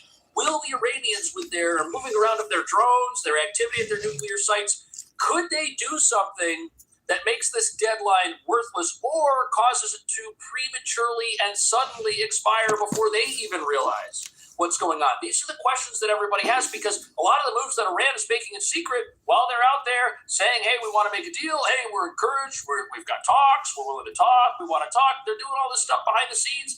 That could flip some sort of a switch that causes things to happen sooner.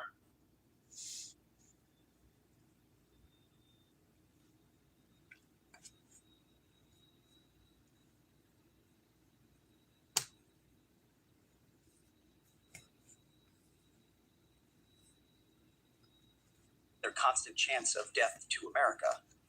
They did it through the blood of our people. Well, good morning. We just finished an update with Admiral Brad Cooper, the CENTCOM commander, across the CENTCOM AOR. Says an hour ago. As you would expect, doing a fantastic job. 2 days ago, under the direction and direct orders of President Donald J. Trump, the Department of War launched Operation Epic Fury, the most lethal, most complex, and most precise aerial operation in history. For 47 long years, the expansionist and Islamist regime in Tehran has waged a savage, one-sided war against America. They didn't always declare it openly, except for their constant chance of death to America. They did it through the blood of our people. Car bombs in Beirut, rocket attacks on our ships, murders at our embassies, roadside bombs in Iraq and Afghanistan, funded and armed by Iranian Quds Force and IRGC killers. My generation of veterans carried the names of brothers who never came home. Brothers butchered by Iranian-backed roadside bombs and well-armed militias, thousands of our own. We didn't start this war, but under President Trump, we are finishing it. Their war on Americans has become our retribution against their Ayatollah and his death cult. It took the 47th president, a fighter who always puts America first, to finally draw the line after 47 years of Iranian belligerence. He reminded the world, as he has time and time again, being an American means something unbreakable. If you kill Americans, if you threaten Americans anywhere on earth, we will hunt you down without apology and without hesitation, and we will kill you. President Trump has also been very consistent. Crazy regimes like Iran, hell-bent on prophetic Islamist delusions, cannot have nuclear weapons. It's common sense. Many have said it, but it takes guts to actually enforce it, and our president has guts. Iran's stubborn and self-evident nuclear pursuits, their targeting of global shipping lanes, and their swelling arsenal of ballistic missiles and killer drones are no longer tolerable risks. Iran was building powerful missiles and drones to create a conventional shield for their nuclear blackmail ambitions. Let me say that again. A conventional shield for their nuclear blackmail ambitions. Our bases, our people, our allies, all in their crosshairs. Iran had a conventional gun to our head as they tried to lie their way to a nuclear bomb. It almost worked. Good morning, Under Tex. Obama. Good morning, Simmons. Good morning, Costa. But not Good under morning, this good morning. Turns out the regime who chanted death to America and death to Israel was gifted death from America and death from Israel. This is not a so-called regime change war, but the regime sure did change, and the world is better off for it. Today, in their desperation, the enemy is unmasked. As Iranian missiles and drones rain down You talking about Bill Clinton getting in the files? on the hotels, airports, apartments, and other civilian targets of Bill their Clinton said Trump good. cowardly terrorist tactics from a regime that for decades has trafficked in cowardly terrorist tactics, lies, death, and destruction to this day. The Iranian leadership has built nothing except proxies and missiles and drones and deeply buried nuclear factories and facilities. Peaceful nuclear ambitions do not need to be buried underneath mountains. Last June, Operation Midnight Hammer obliterated their nuclear program to rubble. Afterward, we told them plainly, that's it, now make a deal. They arrogantly refused. We said, rebuild it, and we'll stop you again, this time far worse. President Trump, Secretary Rubio, Steve Witkoff, Jared Kushner, they bent over backwards for real diplomacy, offering pathway after pathway to peace. I watched it. I was there. They tried over and over and over again earnest attempts at peace. The former regime had every chance to make a peaceful and sensible deal. But Tehran was not negotiating. They were stalling, buying time to reload their missile stockpiles and restart their nuclear ambitions. Their goal, hold us hostage, threatening to strike our forces. Well, President Trump doesn't play those games. And as Secretary Rubio said after the Maduro raid, if you don't know, now you know. President Trump puts America and Americans first. He doesn't hesitate, and neither do our troops. The mission of Operation Epic Fury is laser focused. Destroy Iranian offensive missiles, destroy Iranian missile production, destroy their navy and other security infrastructure, and they will never have nuclear weapons. We're hitting them surgically, overwhelmingly, and unapologetically. With every passing day, our capabilities get stronger and Iran's get weaker. We set the terms of this war, from start to finish.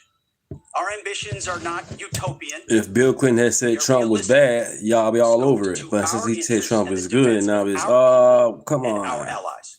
Which one is it? Speaking of people, we hope the Iranian people take advantage of this opportunity. President Trump has been clear, now is your time. To Iranian security forces, choose wisely. President Trump has also been clear about your fate in either direction. To the media outlets and political left screaming endless wars, stop. This is not Iraq. This is not endless. I was there for both. Our generation knows better, and so does this president. He called the last 20 years of nation-building wars dumb, and he's right. This is the opposite. This operation is a clear, devastating, decisive mission. Destroy the missile threat, destroy the Navy, no nukes. Israel has clear missions as well, for which we are grateful. Capable partners, as we've said since the beginning, capable partners are good partners. Unlike so many of our traditional allies who wring their hands and clutch their pearls, hemming and hawing about the use of force. America, regardless of what so-called international institutions say, is unleashing the most lethal and precise air power campaign in history. B-2s, fighters, drones, missiles, and of course, classified effects. all on our terms, with maximum authorities. No stupid rules of engagement, no nation-building quagmire, no democracy-building exercise, no politically correct wars. We fight to win, and we don't waste time or lives.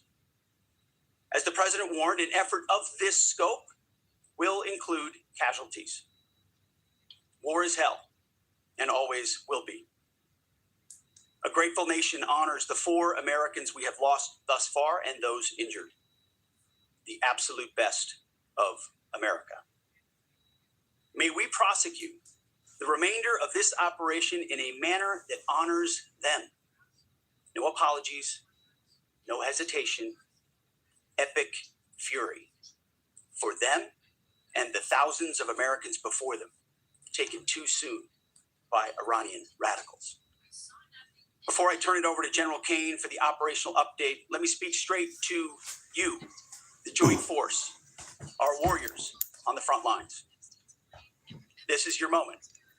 This is the generational turning point America has waited for since 1979, and since the rudderless wars of hubris, my generation, our generation, endured. Don't listen to the noise. Just stay focused. Our commander-in-chief is steady at the wheel. We face a determined enemy, but you are better. But we must prove it every single day. History doesn't care if we're tired, if we're scared, or if the fight feels big. It demands warriors who rise anyway. Peace through strength, the warrior ethos, lethality, unity of purpose, those are not slogans. They're the beating heart of what it means to wear the uniform, that uniform. You think clearly under fire, you act decisively in chaos, you uphold the Constitution, and you uphold our country without hesitation. We are not defenders anymore. We are warriors, trained to kill the enemy and break their will. History is watching. Be the force you swore an oath to be, focused, disciplined, lethal, and unbreakable. We will finish this on America First conditions of President Trump's choosing. Nobody else's. Thank you, guys. Thank you. And know this above all, President Like Trump and subscribe. and I have your back, always. Through fire, through criticism, through fake news, through everything. We unleash you because you are the best, most powerful, most lethal fighting force the world has ever seen. May Almighty God watch over you and his providential arms of protection extend over you. Godspeed. Good morning, Willis. And keep going. General Kane, over to you. Thank you, Mr. Secretary, and good morning, everyone. The purpose of my portion of the briefing today is to update you and the American people on the actions taken thus far. The briefing will discuss the preparation, the planning, setting the force, the early operations, and how we're assessing the progress. 1971. Good morning. Good morning. Let's get started. On Saturday, 28 I see what you're saying. February at 01:15 Eastern Standard Time, 9:45 a.m. local Tehran time, on the orders of the President of the United States, U.S. Central Command, under the command of United States Navy Admiral Brad Cooper, commenced Operation Epic Fury. As I said, I'm going to walk you through the initial phases of the operation. But first, I want to express my deep condolences and the condolences of the Joint Force to the Department of War personnel killed and wounded in actions thus far. As the Secretary said, they're heroes and represent the best of our nation has to offer. They're true examples of what selfless service means. Our deepest and heartfelt condolences are with their families, their friends, and their units. We grieve with you and we will never forget you. Additionally, I stand here before you today grateful for each service member, planner, logistician, operator across our joint force. For our Department of War civilians, our intelligence community teammates, our interagency teammates who continue to stand in harm's way alongside us. I am proud of all of you as you take the fight to the enemy. And we are the best in the world. Thank you, Jason. Appreciate that. I want to extend my personal gratitude to the dedicated commanders. Thank you for the super chat. Appreciate it. As you guys can see, I don't ask for no super chat. I got monetized last 2 months ago. I'm here with you guys sharing information. Thank you guys. Good morning, good morning. Thank you for the super chat. Again, I don't ask for it. You guys see it up there. U.S. Army And you Central do give it. I Command appreciate it Commander 100%. Lieutenant General Thank you. Pat Frank, who, along with his team, are fighting the counter-missile and counter-drone fight. United States Navy Central Command Commander Vice Admiral Kurt Renshaw and his team, who are engaged with the Iranian Navy and projecting American naval combat power from the seas. Subscribe, everybody. Good morning, Subscribe. Lieutenant General Derek France and his leadership team, USA, crushing Iranian baby. targets from the air. I want to highlight the support to the CENTCOM fight from other combatant commands who are directly involved with this effort, to include U.S. Spacecom, U.S. Cybercom, and U.S. UCOM. I also want to specifically call out United States Transportation Command and U.S. STRATCOM for their contributions to this fight. We cannot project American combat power at the time and place of our choosing without both. And finally, I want to express how deeply thankful I am for the continued service and sacrifice of the entire Joint Force and their families. Their unwavering commitment and dedication are the cornerstones of this effort. So let me start with a few details. First, to be clear, as the Secretary said, this is not a single overnight operation. The military objectives that CENTCOM and the Joint Force have been tasked with will take some time to achieve, and in some cases will be difficult and gritty work. We expect to take additional losses, and as always, we will work to minimize. Thank you, Jason. Appreciate that love, man. But as the Secretary said, this is major combat operations. So let me talk about the preparation and the planning. On February 28th, the full strength of America's armed forces came together in a unified purpose against a capable and determined adversary. The United States Army, Navy, Marine Corps, Air Force, Space Force, Coast Guard, and our reserve components integrated across our combatant commands and began coordinated operations with the Israeli armed forces of an unprecedented scale. As the Secretary laid out, our military objectives are clear. Our mission is to protect and defend ourselves, and together with our regional partners, prevent Iran from the ability to project power outside of its borders, and be ready for follow-on actions as appropriate. Across every domain, land, air, sea, cyber, the U.S. Joint Force delivered synchronized and layered effects designed to disrupt, degrade, deny, and destroy Iran's ability to conduct and sustain combat operations. On the U.S. side, this marked the culmination of months and in some cases years of deliberate planning and refinement against this particular target set. From precision strikes against key military infrastructure to persistent intelligence and targeting integration to the close coordination of the components across vast distances, this operation again demonstrated America's reach, readiness, and professionalism, and that of our joint united force. It was historic not only in the operational scope, but in the level of joint integration displayed across every element of the joint force. And as I said earlier, this work is just beginning and will continue. So now to talk a little bit about setting the force and setting the theater. On the order of the Secretary of War over the last 30 days to reinforce deterrence and provide the President with credible options should action be required, the Joint Force began to systematically reposition assets and personnel across the region. These movements ensured that U.S. forces remained postured, protected, and ready to respond decisively for any emerging threat. This deployment included thousands of service members from all branches, hundreds of advanced 4th and 5th generation fighters, dozens of refueling tankers, the Lincoln and Ford Carrier Strike Group and their embarked air wings, sustained flow of munitions, fuel, supply, intelligence, surveillance, and reconnaissance network. And the flow of forces continues today. Thank you, John. Appreciate that. Thank you. Additional forces even today. This rapid buildup of forces demonstrated the Joint Forces' ability to adapt and project power at the time and place of our nation's choosing. Thank you, John. Appreciate it. Name's Deunta, man. Thank you. Cases for you. The Gerald R. Ford Carrier Strike Group, which many of you know was down in the Western Hemisphere, redeployed across the Atlantic to set the theater. The ship, her crew, their families, and the entire strike group took a deep breath, and as they always do, began planning to conduct combat operations. The Integrated Reserve and National Guard forces have continued to demonstrate the value of America's reserve forces, including the Wisconsin Army National Guard operating in Kuwait and Iraq, and Air National Guard units from a variety of states to include Vermont, Virginia.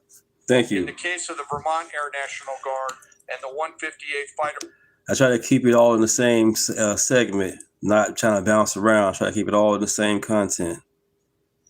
Wing, they were mobilized for Operation Absolute Resolve, and then were tasked to take their F-35As across the Atlantic instead of going home to be prepared to support this operation. The same is with our Air National Guard and Air Force Reserve Command tanker and mobility forces, who stepped right out of their civilian jobs to deploy and to protect the region.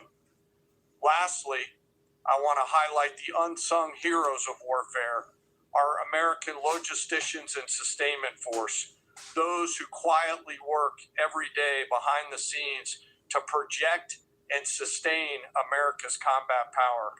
Our leaders from World War II were right when they said professionals do logistics. As regional tensions rose, the Joint Force elevated our force protection measures on the order of the Secretary and repositioned discreetly civilians and non-essential personnel designed to ensure the safety and security of our joint force. By the time operations began, only essential forces remained on our bases and in theater, all ready, capable to respond. So now let me move to H hour. At 15:38, thank you. Appreciate that. 3:38 p.m. on Friday, February 27th, the United States Central Command, through the Secretary of War, received the final go order from President Trump. The president directed, and I quote, "Operation Epic Fury is approved. No aborts. Good luck," close quote. In the region, every element of the joint force made their final preparations. Air defense batteries readied themselves, checking their systems to respond to Iranian attacks. Pilots and crews rehearsed their strike packages for the final time. Air crews began loading their final weapons, and two carrier strike groups began to move towards their launching points. Across the globe, our operation centers came alive in Tampa, Florida, here at the Pentagon, and of course forward in the Central Command AOR. As always, operational security was paramount as we sought to maintain and sustain the element of surprise. This operation was highly classified so that at H hour, the enemy would see one thing: speed, surprise, and violence of action. The first movers were U.S. Cybercom Jason, you silly. and U.S. Spacecom, layering non-kinetic effects, disrupting and degrading and blinding Iran's ability to see, communicate, and respond. At H hour, the beginning of major combat operations, 01:15 local Eastern Daylight Time, 9:45 local AM Tehran time, as dawn crept up across the Central Command AOR, the skies surged to life. More than 100 aircraft launched from land, sea, fighters, tankers, airborne early warning, electronic attack, bombers from the states, and unmanned platforms, forming a single synchronized wave. This was a daylight strike based on a trigger event conducted by the Israeli Defense Forces, enabled by the U.S. intelligence community. The first shooters at sea were Tomahawks unleashed by the United States Navy, closed in on Iranian naval forces. Thank you, Rodney. Appreciate that. Conduct strikes across the southern flank in Iran. On the ground, forces fired precision standoff weapons, measured, deliberate, precise, and lethal. This was a massive, overwhelming attack across all domains of warfare, striking more than 1,000 targets in the first 24 hours. We are now roughly 57 hours into the operation. In the initial phase, CENTCOM's focus was systematic targeting of Iranians' command and control infrastructure, naval forces, ballistic missile sites, and intelligence infrastructure designed to daze and confuse them. Coordinated space and cyber operations effectively disrupted communications and sensor networks across the area of responsibility, leaving the adversary without the ability to see, coordinate, or respond effectively. The combined impact of these strikes, swift, precise, and overwhelming, has resulted in the establishment of local air superiority. This air superiority will not only enhance the protection of our forces, but also allow them to continue the work over Iran. Over the course of the last 2 days, the Joint Force has launched hundreds of missions from land and sea and delivered tens of thousands of pieces of ordnance. The effort continues to scale.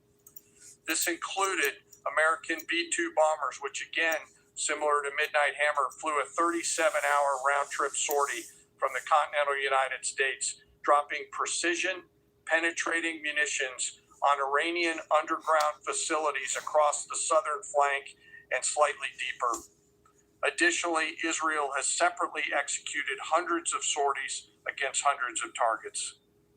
Beyond Air Force and Navy aircraft strike packages, coordinated salvos of precision standoff weapons from across the region have neutralized hundreds of pre-planned targets. As I mentioned earlier, in support of these kinetic operations, U.S. Cybercom and Spacecom have continuously layered effects to disrupt, disorient, and confuse the enemy. I will note that this operation had several combat firsts, which I'll allow at some point in the future Admiral Cooper to talk about since he owns the AOR. While we've prosecuted a relentless offensive campaign, our defense has been equally important. Across the theater, operations have remained steady and disciplined. Once again, our integrated air and missile defense network is performing exactly as it's intended. U.S. Patriot and THAAD batteries, along with ballistic missile defense-capable Navy destroyers, continue to coordinate and execute intercepts with precision and consistency. I wish that every American could hear the voice communications like I have as these joint operations centers remain calm, focused, and cool while executing under fire over and over again. Collectively, these systems have intercepted hundreds of ballistic missiles, like and subscribe. Forces, our partners, and regional stability. The threat from one-way attack UAVs has remained persistent. Our systems have proven effective in countering these platforms, engaging targets rapidly. Each intercept represents hundreds of hours of training, readiness, and technology all coming together to work as designed. We will remain vigilant in the counter-UAV fight. And the defense of the region is not ours alone. As the threat grew, our partners surged in beside us. Air defense batteries in Qatar, the UAE, Kuwait, Jordan, and Saudi Arabia joined the fight, proof positive that years of training, trust, and hard-earned integration pay off. I am aware of the loss of 3 U.S. Air Force F-15Es overnight in the region. I am grateful for the safety of the crews, and we know that this was not from hostile enemy fire. As this matter's under investigation, I'll not comment further on this. Let me close. Operations will remain active across the theater and across the globe. The U.S. forces are postured not only to maintain pressure, but to respond and adapt as required. Operation Epic Fury stands as a reminder of what the United States military uniquely delivers: the ability to project power on a global scale with speed, surprise, precision, and overwhelming force when and where our nation requires it. What we've demonstrated over the past several days reflects years of investment in readiness, joint integration, and professionalism of the Joint Force.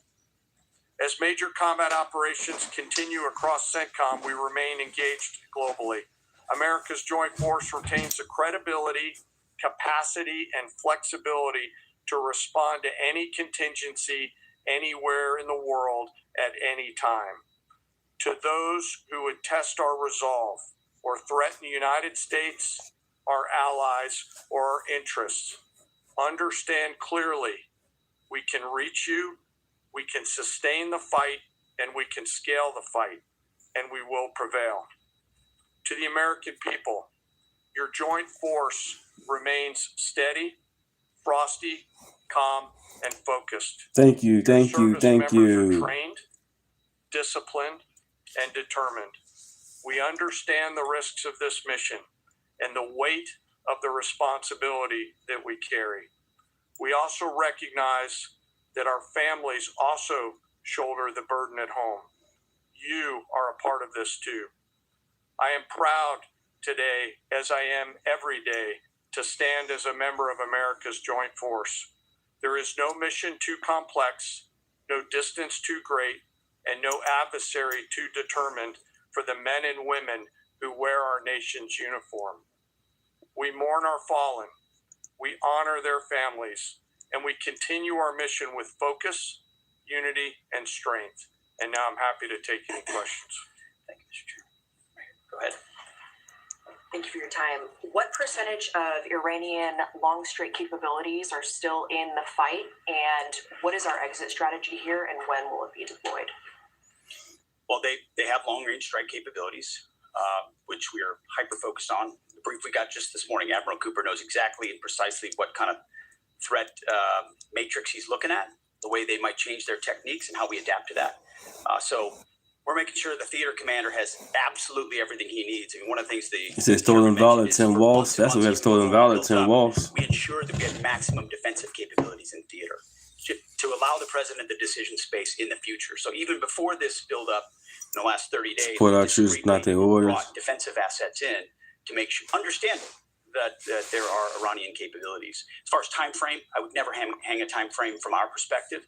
The commander-in-chief sets the op tempo in terms of this fight. As I said, it's on his terms. And we'll make sure that Admiral Cooper and his team have everything they need, not just to defend. I mean, the best defense is good offense. And so we're aggressively pushing into that airspace over that southern flank to ensure that we control it and we destroy anything that moves that would attempt to shoot us. Think of it as shooting the archer instead of the arrows. That's where we want to be. And we have the kind of exquisite intelligence to get over the top, find that and destroy it. It won't happen overnight. This is a big battle space with a lot of capabilities. That's part of the reason why it's such a threat to us. That's why I talk about conventional umbrella to blackmail nuclear ambitions. They were building up this conventional arsenal in order to ensure that no one would ever block them from their ability to get nuclear weapons. So we're very clear-eyed about the nature of this Iranian threat, and we're going to get after it. I don't know if you have anything to add to that, Mr. Chairman. Thank you for the question. The only thing I'll add is that unlike an operation, a single operation like Midnight Hammer or Absolute Resolve, it'll take some time for us to conduct battle damage assessment, and the targeting cycle that CENTCOM will run will take those things into effect. Admiral Cooper will adjust his plan and fires accordingly to ensure that we're attriting that. He's focused on long-range strike capability coming out of the enemy, and that's a key and essential part of it. Capabilities that still exist from the enemy front. Yeah, that's what I mean when I say we're still doing BDA. Normally we'd be able to see a singular thing and we'd assess pretty quickly. He's doing offense and assessment simultaneously, so it'll take longer for us to assess than it would in a single operation. Secretary Higson, thank you. Reagan Reese with the Daily Caller. Two questions for you. The president said yesterday in his video message that we will leave Iran when we complete all of our objectives. What are our objectives? And can you share more information on how the soldiers who were killed were killed? Well, I laid out the objectives, as did the chairman. They're completely nested. I mean, Iran has an ability to project power against us and our allies in ways that we can't tolerate. So whether that's ballistic missiles and drones, so offensive capabilities, effectively their Navy, which would attempt to set other terms and impose different costs, drone capabilities, which we laid out there. And ultimately, though, this tying it back to Midnight Hammer, the president has been willing to make a deal. You can't have a nuclear bomb. Radical Islamists can't have a nuclear bomb that they wield against the world. He gave them every single opportunity. Then we precisely took it away. And even then, after that, they didn't have that. They didn't come to the table with a willingness to give it away. So ultimately, those nuclear ambitions, which never ceased, are something that had to be addressed as well. So that's a discrete sense of what's being addressed here to ensure that they can't use that conventional umbrella to continue a pursuit of nuclear ambitions. And then as it pertains to the U.S. casualties, that particular incident was, you have air defenses and the lot's coming in and you hit most of it. And we absolutely do. We have incredible air defenders. Every once in a while, you might have one, unfortunately, we call it a squirter that makes its way through. And in that particular case, it happened to hit a tactical operations center that was fortified, but these are powerful weapons. So we certainly will do, as I said, moments like that as we remember them and we take care of them and take care of their families, only stiffen our resolve to ensure that we do this properly. Yep. Right. Thank you, Secretary Hegseth. I have two questions for you. First, are there currently any American boots on the ground in Iran? No, but we're not going to go into the exercise of what we will or will not do. I think it's one of those fallacies for a long time that this department or presidents or others should tell the American people, and our enemies, by the way, here's exactly what we'll do. Here's exactly how long we'll go. Here's exactly how far we'll go. Here's what we're willing to do and not do. It's foolishness. And so President Trump ensures that our enemies understand we'll go as far as we need to go to advance American interests. But we're not dumb about it. You don't have to roll 200,000 people in there and stay for 20 years. We've proven that you can achieve objectives that advance American interests without being foolish about it. Now, will we be bold about it? Are we willing to be decisive about it? Do we put months and months of planning into what kind of effects we want to achieve? Absolutely. But going forward, why in the world would we tell you, the enemy, anybody, what we will or will not do in pursuit of an objective? We fight to win. We fight to achieve the objectives the President of the United States has laid out. And we will do so unapologetically. Thank you. Is there any significance to Israel carrying out the strike to kill the Ayatollah? And I wanted to know, what was your immediate reaction to finding out about his killing? I think Israel did a great job in the conduct of that operation. President Trump put a 4-week timeline on it. Are you Please. saying that's wrong? Yeah, thank you. You mentioned during the briefing, General Kane, that there would be additional troops sent to the region. Could you say how many troops currently Hello, are hero. involved in Good this morning. Good operation, morning. and how many additional troops are planned to go in this next phase? I don't want to talk specifics because that would tip the enemy off. We have more tactical aviation flowing into theater just based on the time it took to get it out there. I think we're just about where we want to be in terms of total combat capacity and total combat power. Good morning. For Admiral Cooper. One of the things, though, that a commander, he'll consistently assess the trajectory of the campaign. Is he on or off trajectory? And then make an ask of the joint force, which will then develop options for consideration by the secretary and the president to either increase or in some cases decrease the amount of combat capability that we have over there. I heard the question about 4 weeks. It's the typical NBC sort of gotcha type question. President Trump has all the latitude in the world to talk about how long it may or may not take. 4 weeks, 2 weeks, 6 weeks. It could move up. It could move back. We're going to execute at his command the objectives we've set out to achieve. And what he has shown an ability to do that other presidents can't quite seem to have. Ricky Bobby. Joe Biden didn't even know what he was doing. That's a good one. Is to look for opportunities and off-ramps and escalations for the United States that creates new opportunities to execute what we need on our own timeline. So you can play games about 4 weeks, 5 weeks. He has all the latitude, and I'm glad he does, because there's no better communicator than our president expressing those things. Daily Mail. I've been in meetings with the president for the last 2.5 days. We know exactly where his headspace is, and he will communicate as he should exactly what he would like, and we will follow those orders. And I think everything he said on that is right down the middle. Absolutely. Yes, right there. Yes, sir. Thank you very much, Secretary. I left my hometown of Saqqez in Iranian Kurdistan in 1996. Can you promise that I will be able to return home safely this year? And I have a following question too, please. I appreciate the question. I'm not here to place guarantees on that, but I think the message the president has given has been clear to the people of Iran. This is your moment. The world was seized by these crowds, and then seized by the reality of this regime killing tens of thousands of innocent protesters. So we saw the nature of the regime yet again exposed. We saw many of the Iranian people seek a change there. This is their moment to take advantage of it for sure. You served in Iraq and know that no American soldiers were killed in Kurdistan. The Kurdish people are very pro-American. Will you continue to protect Kurdistan and Peshmerga as loyal ally of the United States? Why I'm asking this question? Because now Kurdistan is under attack by Iranian drones and by proxies in Iraq and on the region. I think I could speak to allies generally in the region who we've been in constant communication with. We have been standing shoulder to shoulder with them, and we appreciate their capabilities. Absolutely. Yes, right here. Hi, thank you. Cameron Arkin with the Daily Wire. My question is about some of the domestic threats, if any, regarding this right now. Are there any concerns about Iranian sleeper cells, and kind of what has the Trump administration been doing to kind of monitor these? All across the interagency, in full coordination. Of course, we're paying attention to any potentialities there. This is a former regime, that seeks to export that ideology, try to sow terror. We're ready for that. We've seen these types of folks before, and the American people can rest assured that we're vigilant on that. Right. Secretary, thank you. Kind of follow up on that. Thank you. Just this, what appears to be a terrorist attack in Austin yesterday. How does that change the operation at all? What effect does that have?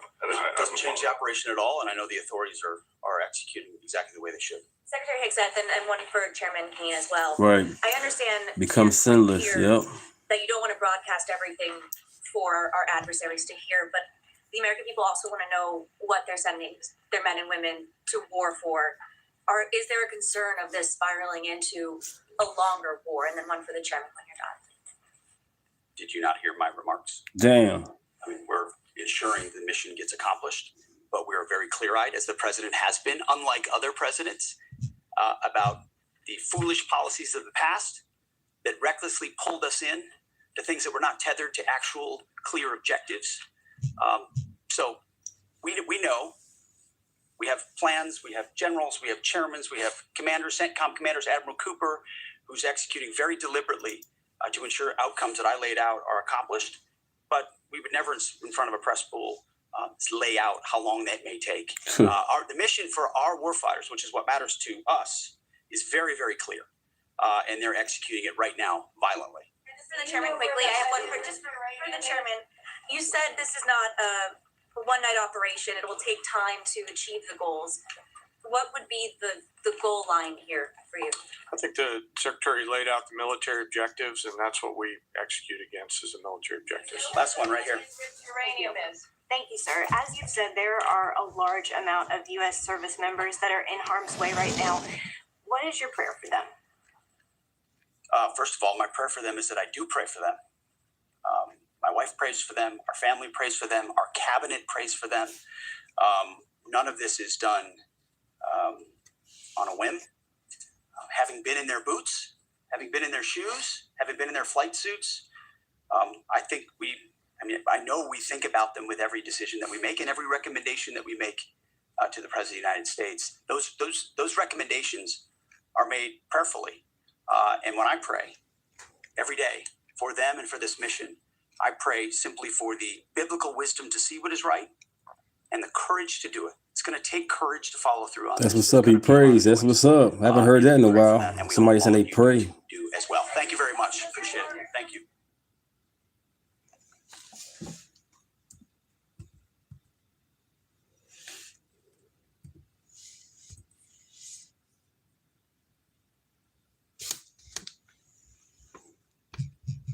Give me a second, everybody.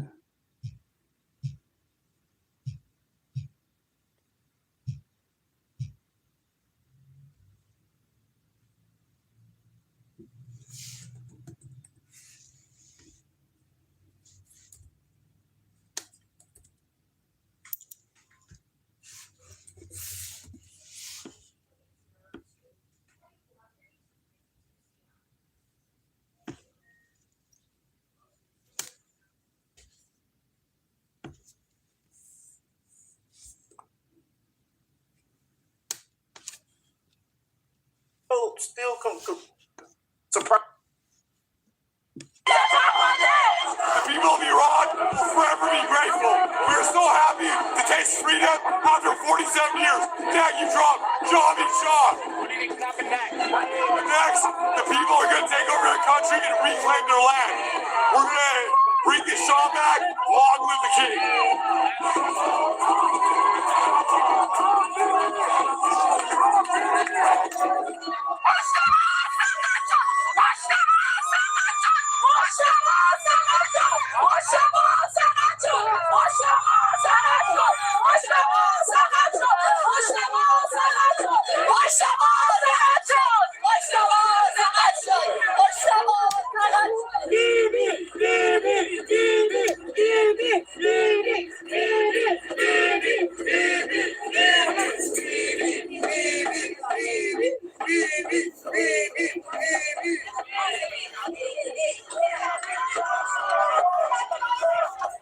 Thank you, thank you, thank you, thank you.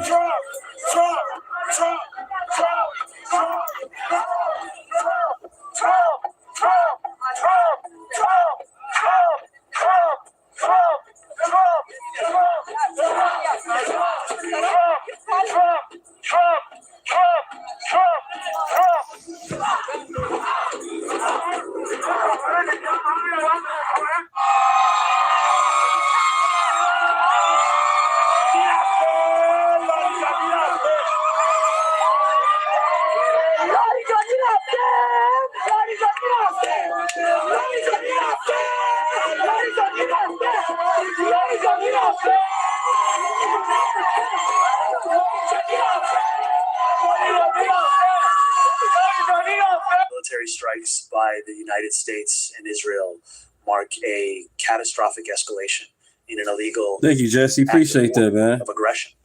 You can like or subscribe. I'm gonna be here Monday through Thursday, live streaming in the morning. Screaming for help while they have been massacred. Instead, they remained dead silent. And when this rescue operation was enforced, was the first time they spoke up. We're talking about the mayor of New York. We're talking about Congress people. This is the first time that they have spoken up, not to defend the Iranian people, but to defend the terrorists that have been massacring them. And that just tells you the greatest truth of all. That just tells you that the mask has finally fallen. These people who tried to lie to you, who tried to tell you that they were all about humanity, were lying from the beginning. And now the proof is as clear as day. It was never about humanity. It was never about human rights. It was always about...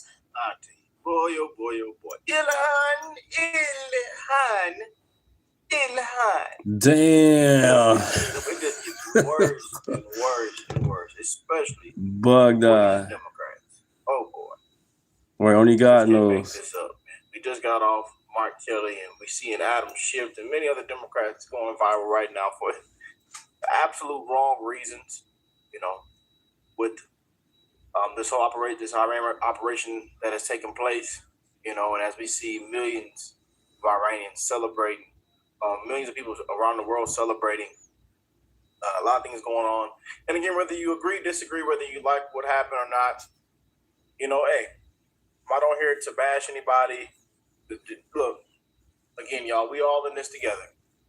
Okay, whether you agree, disagree, whether you voted for the man or not, whether if you like what he says, you like his tweets, whether you agree with him, disagree with him, here we are in 2026. And we told you to buckle up, you know. And again, this isn't something new, I would say.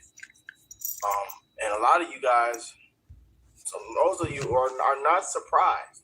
Some might be, but a lot of y'all, especially if you know your history, if you know the resume, the record. Thank you. No problem. Free speech, definitely. You know, and we've seen Trump pay a lot of. Yeah, my channel, I don't mind nobody being in my channel. As long as there ain't no bot. I'm a Trump supporter. If you guys are, that's cool. If you're not, no problem. Be on the chat. Let's talk. Let's agree, disagree. Let's be human. We all one race, human race. You know, name is Deunta. I appreciate you guys. Let's continue. Things give brutal warnings loud and clear over and over and over. You know, but again, again, Democrats are backtracking. They're saying, "Well, we love this happen, but we also hate it." It's just once again.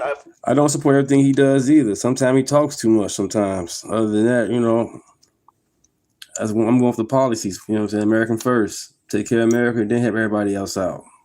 That's it. That's all I go for. No complaints. Bunch of hypocrite frauds. No problem, Kathy. Being exposed in broad daylight. And I went to Ilhan Omar's page. We're an adults. And this is what she just pinned to her profile. Damn. Thank you. Trump has launched. Thank you. Let's grow. Let's get to 2,000. Why not? Subscribers. Why not? The horrors of war. I know God bless everybody. will not make us safer. Jesus lives in us. They will inflame. We are the church. We are the temple. He's in us. Chaos. When we abandon diplomacy, we choose destruction. And you know what I'm saying? It was Omar. She said she was in the Kenyan camp and all that. Now she an American making millions of dollars, worth millions of dollars, and she in Congress. She living the American dream, but she keep on bashing American all the time. Forget Trump BS. She been bashing America, and that's not cool at all. We ain't the best country, but everybody mama show coming here. I mean, not only just that, once again, she's a congresswoman making millions of dollars and bashing the Constitution. Make it make sense. And then she also reposted this a couple of hours ago. A vote. You are co-sponsoring a bill with Congressman Massey to force a vote on the War Powers Resolution. Congressman, do you think you have enough votes for this to pass? It's going to be very close, but I believe we will have every Democrat. I can't believe that there's going to be a Democrat who wants to vote for another war in the Middle East. And then you have not just Congressman Massey, you have Congressman Davidson, Congressman Biggs. There are a number of people on the Republican She might be the queen of fraud in Minnesota. Donald trying to feed the children. Where the money went. Green, but y'all know the nicknames: Marjorie Trader Green, Marjorie Trader Brown, because green grass, when it rots, it turns brown, in Trump's famous words. That the Iraq War was a disaster. He said Libya was a disaster. Godly. 2 dictators in 60 days? Don Tavius? Uncle Daddy. They say Trump moving like Michael Jordan in his prime. Woo! Good one. That's a good one. Oh, boy. They said you got 2 dictators in 60 days, not even in 60 days? See. He ran because a big part of the MAGA base did not want another war in the Middle East. They rejected Lindsey Graham. And yet here we have Lindsey Graham being the... Yeah, to Dubai and other places. Yeah, spread it out. He was your lead guest. I mean, I believe this is a betrayal of a decent chunk of the MAGA base. They say Donald Trump is betraying the MAGA base. What y'all think of that? Weigh in with your thoughts. I don't feel betrayed. Ilhan Omar also reposted this. The president is taking foreign policy calls from someone who got banned from Uber, DoorDash, and half the internet. And as we see, Omar is throwing shots at Miss Laura Loomer. As she spoke to President Trump, congratulated him on another successful combat mission, yesterday. And she told him that everyone who loves America and hates terrorism is cheering for him. How you doing, Ryan Bean? Except Beans. Tucker. she gave good morning. Some name. Thomas Massey. Once again, Marjorie Taylor Greene. My hat offend you, Ryan? And also Communist Democrats. Just a hat. Oh boy. It shouldn't offend you. But good morning. We didn't like hearing this at all. We send our prayers, our love and condolences. And also with the mass shooting that took place in Austin.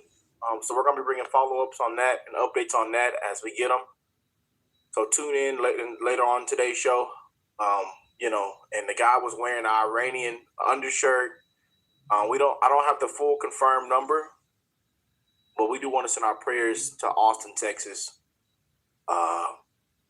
2 hours out from where we're at over here in Houston, like 2 hours and a half.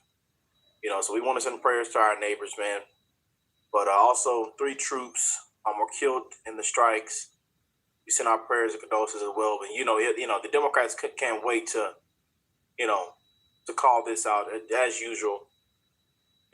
But when this happened, and they confirmed the death of the supreme leader, I told Nancy Mace made this post that went nuclear viral, and she posted this. And the caption reads, "My heart goes out to Ilhan Omar and Rashida Tlaib tonight, sending them thoughts and prayers."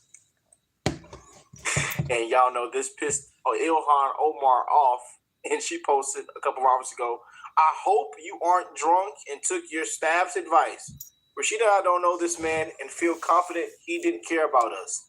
Please refrain from drinking too much as you." He said they are celebrating. And stay off social media when you are drunk. I pray this is a holy month you find peace and respect for yourself. Yeah, so she's calling Nancy Mace drunk. You just can't make this up, man. You just can't make this up. And again, we've talked about this, the airstrike.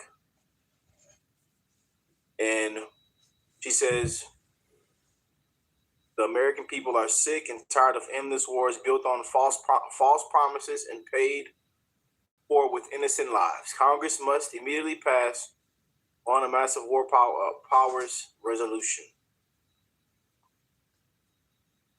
Oh boy.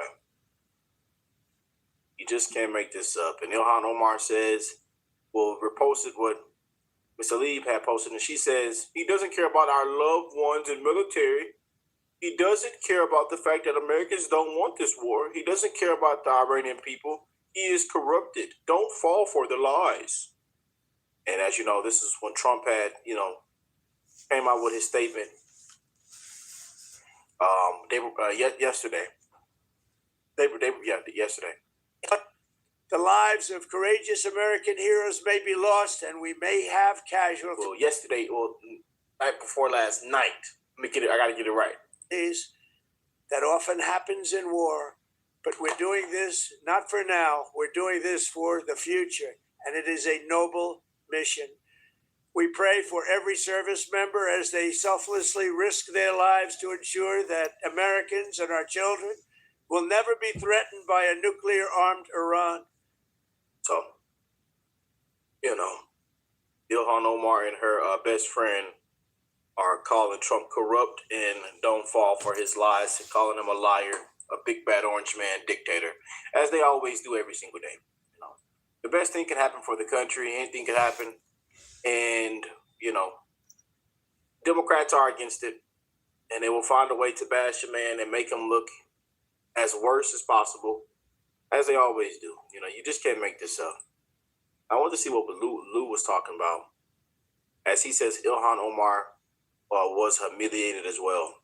So Khomeini is dead, right? And the Islamic regime in Iran is pretty much falling apart. We will see what happens next. But you have Representative Ilhan Omar is not happy. Mr. Captain Mark Kelly is not happy. He even made a video going off. And we just covered him, And then he gets on the fake news media this morning. I like what happened, but Trump and the Trump administration, they have a lack of plan. There's a lack of. I like what happened. I like this. I like that he's dead, but there's a lack of plan. That clown. On President Trump. Well, what are these guys doing? And then you have AOC who wrote a letter to President Trump condemning his attacks. But yet you have millions of people in Iran and in the United States of America who fled Iran due to this regime celebrating. Where and why is there a disconnect between Iranians in Iran celebrating, and then you have people in the United States of America? Zohran Mamdani came out and condemned President Trump Zoran Mamdani, out of all people, Zoran decided to come out of New York City and start talking about President Trump being wrong. So I'll show you guys exactly what's going on here. Who gives more to the vet is Democrats. Democrats give more to the illegals. Omar got a crazy fact check. Here's what she said that went extremely viral. She says Iraq was attacked by the United States. By the United States during Ramadan, and it is sickening, she says, to know that the U.S. is again going to attack Iran during Ramadan. The U.S. apparently loves to strike Muslim countries during Ramadan, and I am convinced that it isn't what these countries have done to violate international law, but it's about who they worship. Then she got a fact check. And by the way, here's my problem with them. You can have whatever opinion you want, but when you never talk about the Christians who died in Iran, the 30,000 protesters, these people have never condemned anyone. Never. And that's the part that's all that, we definitely have to call out. They don't condemn them. And then they come out of nowhere when it starts to go down, defend Venezuela. Subscribe, everybody. Defending Cuba as well. Subscribe.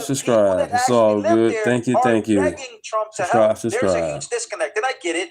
I'm one of those people. I don't want prolonged wars, but this is nothing new. Trump has been literally like I said in the previous show. I really repeated the exact same words.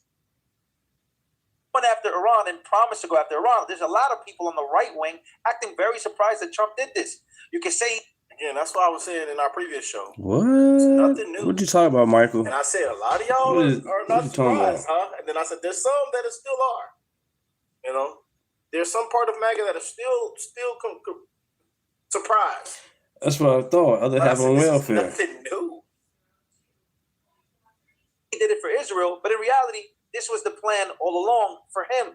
So just keep it real. Just be consistent. So let's actually fact check. So the fact check here is that none of the Persian Gulf Wars started in Ramadan. First Persian Gulf War in 1990, which is the 10th of Muharram, 1411 of the Islamic lunar calendar. Second Persian War was in 2003, which is 16 of the Muharram, 1424 of Islamic lunar calendar. So it never fell in Ramadan. What's even crazier about this statement from Ilhan Omar, when she talks about Muslims and Islam in Ramadan, guys, guess who Iran is attacking?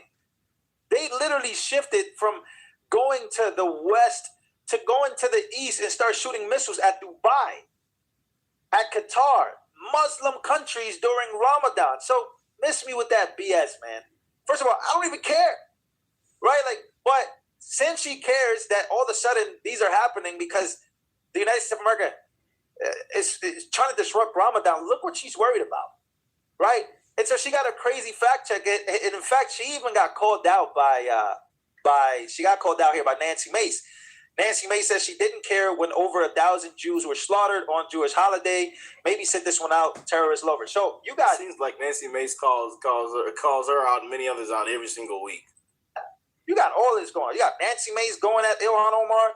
You got AOC writing a letter. She apparently wrote a letter. Why is she writing a letter about this? Well, because you can always guess which side of the aisle they're going to be on. I mean, when you look at Times Square and you look at all the supporters, you can always kind of predict what is going to happen in the United States of America when it comes to leftists, who always happen to catch themselves in this predicament and siding with these people who are very anti-Christian already and have killed their own individuals. Now, again, you can be anti-war, but still understand that these people want them gone. They want a regime change. They're calling for it.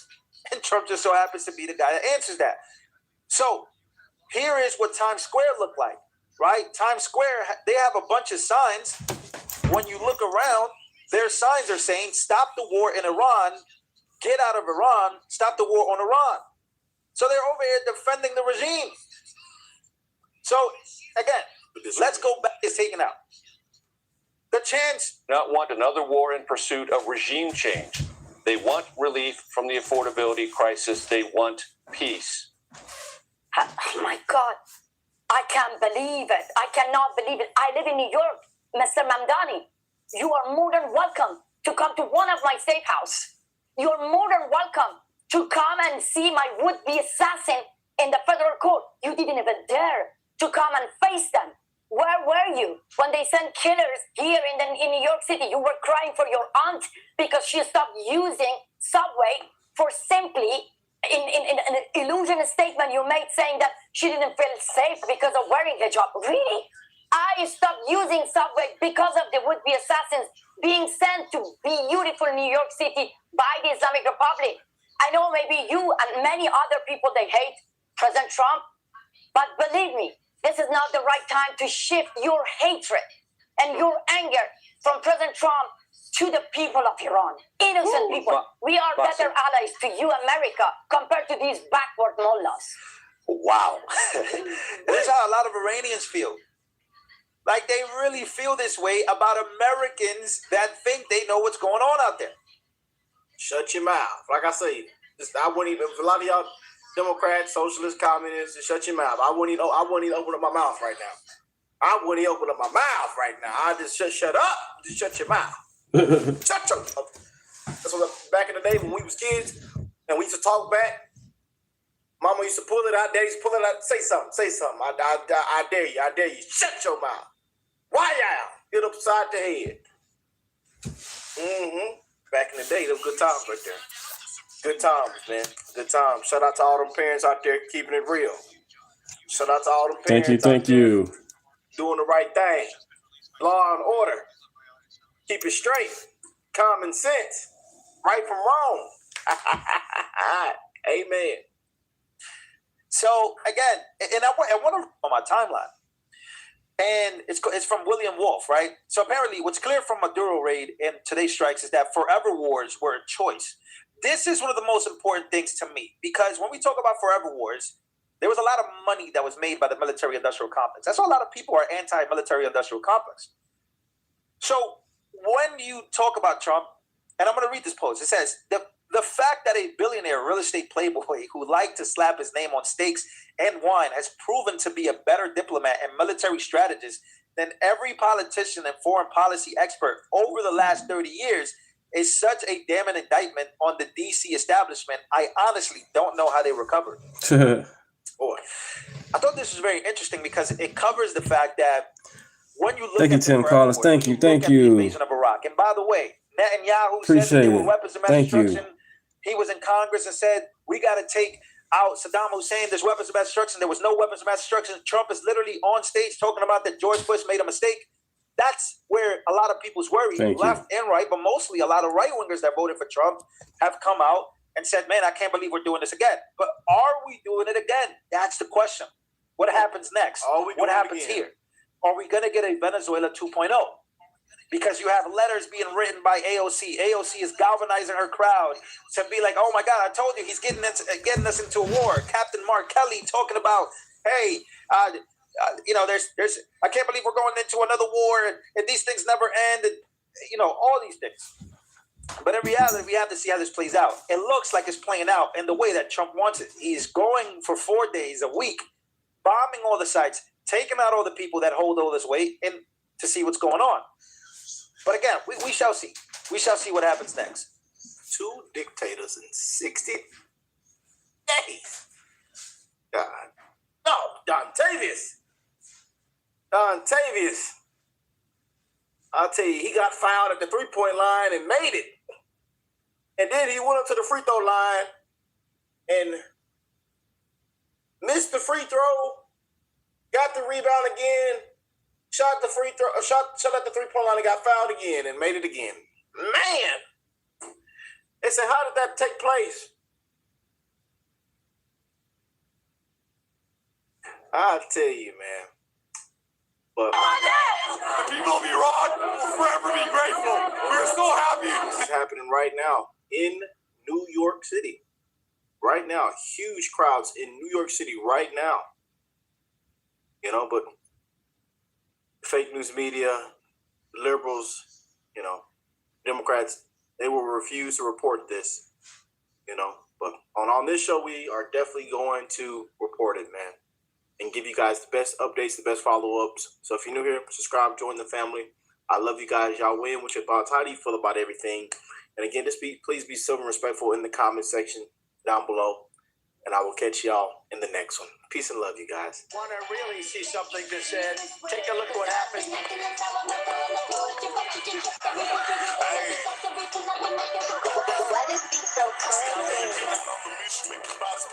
We will make America proud again. We try to. We will make America wealthy again. And yes, together, we will make America great again.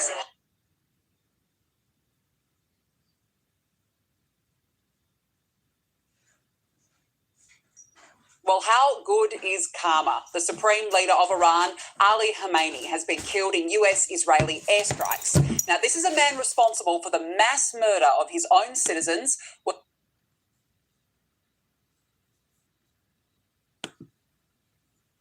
So this should tell you everything you need to know about.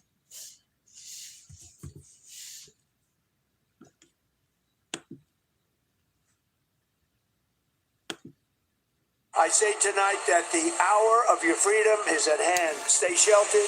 Don't leave your home. It's very dangerous outside. Bombs will be dropping everywhere. So after the Iran talks completely imploded, that country's regime is learning what happens when you pursue nuclear weapons and threaten the entire world. And as the United States and Israel dismantle the military capabilities of this dictatorship, the great people of Iran now have the opportunity to take back their country and determine their own future, which the regime here is still trying to hold on to as they refuse to surrender. On the second day of this joint U.S.-Israeli war on Iran, Israeli jets pounded what Israeli officials described as military targets in central Tehran. Two officials with direct knowledge of current intelligence tell NBC News the Iranian government no longer controls all of its military. This was a massive, wildly bold daytime attack. It caught the senior leadership off guard on a Saturday morning during Ramadan and on Shabbat in the daytime. We hit the senior leaders right out of the gate. Today's military strikes by the United States and Israel mark a catastrophic escalation in an illegal act of war, of aggression. Mr. Mamdani, I know maybe you and many other people, they hate President Trump, but believe me, this is not the right time to shift your hatred and your anger from President Trump to the people of Iran. Innocent people. By the way, the Europeans sitting this one out. In fact, the UK, as well as France, says don't use our bases. I don't think this administration is going to forget that. When we are finished, take over your government. It will be yours to take. This is the moment for action. Do not let it pass.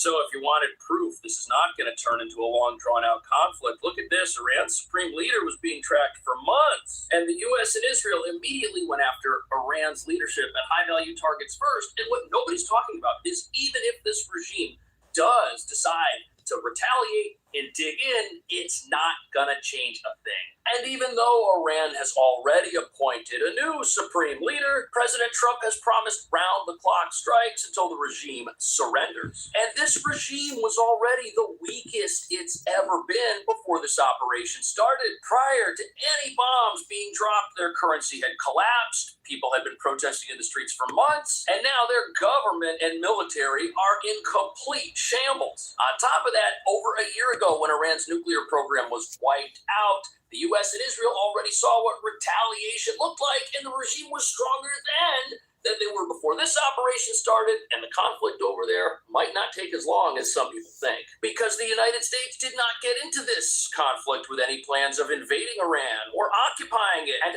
as U.S. and Israeli missiles and air power take down the regime's offensive capabilities once and for all, the invasion force required to reclaim this great country is already inside of it on its streets, celebrating in many cases the fact that their leaders who do not represent them are no longer in charge. And that brings us to the real reason this whole operation kicked off as suddenly as it had. These talks and negotiations with this regime had completely failed, and everyone knew it. Iran's leaders refused to even acknowledge acknowledged the need to give up their nuclear program and offensive ballistic missiles, both of which they were working on secretly while dragging out a diplomatic process doomed to never succeed. But by refusing to cooperate, the regime may have done the world a favor because they were not negotiating with a U.S. president who wanted to see them stay in power for generations. And everyone knows that the bad faith tactics they've used in the past meant that any deal they would agree to in the near future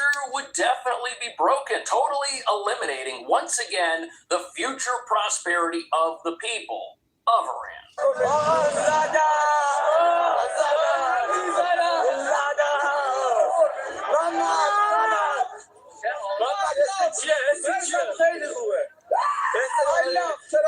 So those are students reacting to military operations against their leadership. Now, let me ask you a question. Where do students get their beliefs from? They get them from their parents. Right. They get them from their That's in their schools. And it's never happened before in world history where a population of free people who love and adore their leadership, both of which they were working on secretly while dragging out a diplomatic process doomed to never succeed. But by refusing to cooperate, the regime may have done the world a favor because they were not negotiating with a U.S. president who wanted to see them stay in power for generations. And everyone knows that the bad faith tactics they've used in the past meant that any deal they would agree to in the near future would definitely be broken, totally eliminating, once again, the future prosperity of the people of Iran.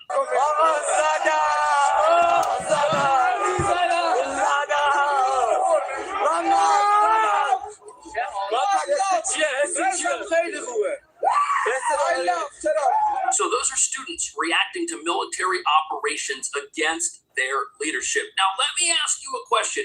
Where do students get their beliefs from? They get them from their parents. They get them from their community. And it's never happened before in world history where a population of free people who love and adore their leadership react like this when that leadership engages in conflict with a hostile foreign power. This is not the reaction of a population who felt that their leadership represented them. This is not the reaction of a population who feels they're under attack. They feel like they are being rescued. This is a rescue mission for the people of Iran, and they know it. But you know who doesn't know it? Today's military strikes by the United States and Israel mark a catastrophic escalation in an illegal act of war, of aggression. The only way you can think like this is if you believe that the regime in Iran was a legitimate government that represented all of the people there and their interests, and that when the regime is attacked, the people dancing and celebrating on the streets actually don't believe that. They actually believe that they themselves are in jeopardy somehow,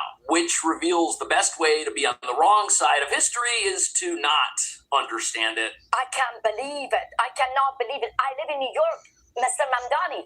You are more than welcome to come to one of my safe houses. I know maybe you and many other people, they hate President Trump, but believe me, this is not the right time to shift your hatred and your anger from President Trump to the people of Iran, innocent people. It's so crazy. It's like the people that despise America's president will align themselves with one of the most evil regime dictatorships in history, which already does not exist and has completely collapsed, just to stand against a president they don't like. Isn't that fascinating? Meanwhile, we've got an entire country of people here who, for the first time in half a century, have prosperity on the horizon. Subscribe, everybody. Never would have happened just a few years ago. It was an impossibility, but today it looks like it's going to be a reality. And you've got to ask yourself something as you watch this video coming out of Iran right now. If you were living in a country and felt that it was under attack and that your life was going to be worse in the near future, why would you react? That's what's up, man. That just wouldn't make sense. This is the distinction that people meandering about a long, drawn-out conflict just don't seem to understand, because every single person in Iran's military has a friend, a relative, or a family member who's happy things are changing for the better. And that's got to make you wonder how effective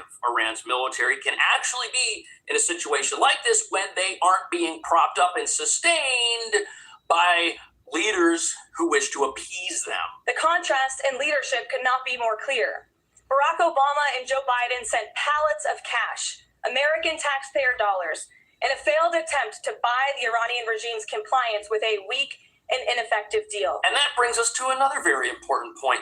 Appeasing Iran does nothing for world peace and world stability. And if you appease Iran, since it's part of the puppet state sanctions evading apparatus of Russia and China, you also appease Russia and China, who are waging wars in places like Ukraine, and that is a disaster. Almost everything that he's doing that seems herky-jerky has an ultimate strategic purpose to diminish the power of the Chinese and to turn Russia and China against each other and to have a cultural revolution, counter-revolution in the United States that makes our adversaries think that we are serious and dangerous, whether it's closing the border or having immigration reform or... Right, so this entire operation, it's not just about liberating people who've been trapped in their own country for 50 years. It's not just about stopping a dangerous regime from being able to strike America. No, it's also about disabling and taking away the power of America's enemies. And look at this. China is very upset because who do they buy illegal sanctioned oil from? They buy it from Iran. China was buying oil from Iran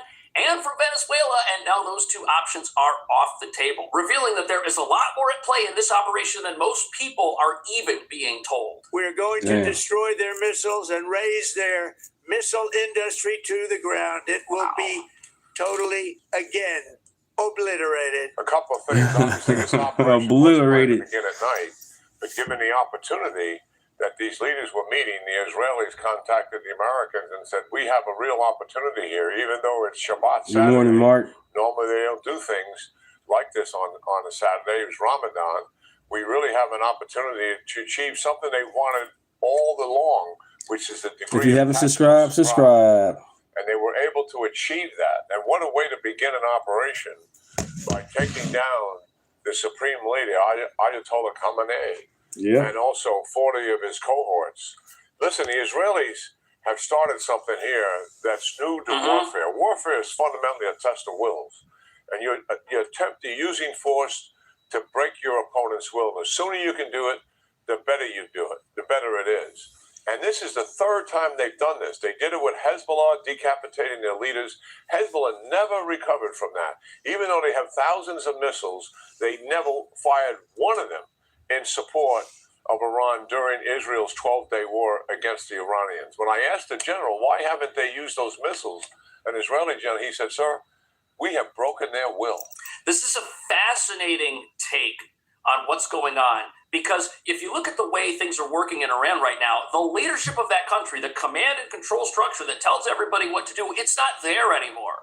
So if you're an Iranian military operations manager at, let's say, a missile base or something, and you launch some missiles at a pre-planned target or list of targets, well, now what do you do after that happens? Do you wait around in that piece of infrastructure for it to be targeted by an airstrike? Do you leave? Do you abandon your post? And if you make a phone call and you call your bosses and ask them what to do, nobody's going to answer the phone. So this regime's ability to retaliate, it's limited. It's on borrowed time. And this cannot be a long, drawn-out conflict at all. At the exact same time, we've got the Iranian people in the streets who've been in the streets for months, friends, family members, relatives of these very service members that are supposed to what?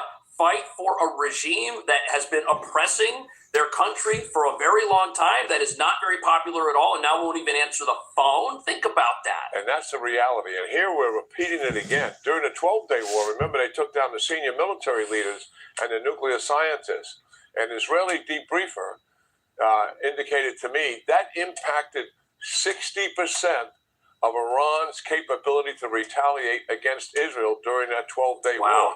Decapitating the leadership and the command and control, the disruption that something like that has caused. And here we are, seeing this again, and executed so brilliantly in what it's achieving. You can't wage an organized, modern, conventional conflict without leadership. That just doesn't happen. A military needs a goal. It needs an objective. You can't just have every man for themselves out there wondering what they're supposed to do next, making up their own plans. That falls apart, especially when the adversary in this case has intelligence, air superiority, eyes in the sky, eyes on the ground, spies within the country. You've got total coordination on one end, and you've got total chaos on the other end. And on the other end, remember, you've got protests. You've got an economy that's already collapsed. You've got people that want freedom. This is not sustainable for the Iranian regime. Doesn't matter that they've appointed a new leader. Doesn't matter that they've got somebody out there who says,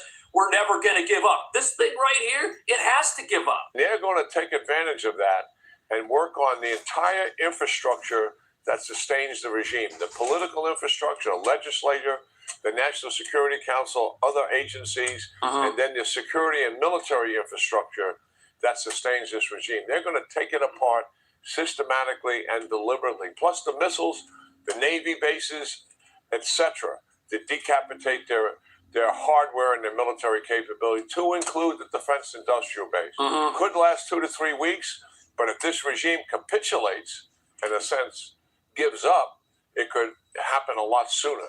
And you know something, that's what the U.S. is angling for here, because every time President Trump has come out and addressed this situation, he's always said, look, if you're in the Iranian military, lay down your arms, surrender peacefully, give up, and you'll be given total immunity. He's giving people a way out to say, look, I can flee this collapsing establishment over here. I don't have to lay it all down and stick with these guys until the end. I can flee. I can join the rest of my country in calling for their replacement, as we'll call it, and nothing's going to happen to me. This gives people who might be manning some post or some missile battery somewhere the ability to say, you know what, I was just following orders. I was just doing what I thought was my job, and you know what? I am totally willing to walk away. And that's already happening. To think that the entire Iranian military is loyal during this situation is a foolish way to think. There is definitely not unity here from the Iranians, especially now that their command and control structure no longer exists and is able to tell people what to do. There is no repercussion for disobeying orders that don't come from anyone when you call and nobody picks up the phone. I've been told by a couple of senior officials there are various subscribe.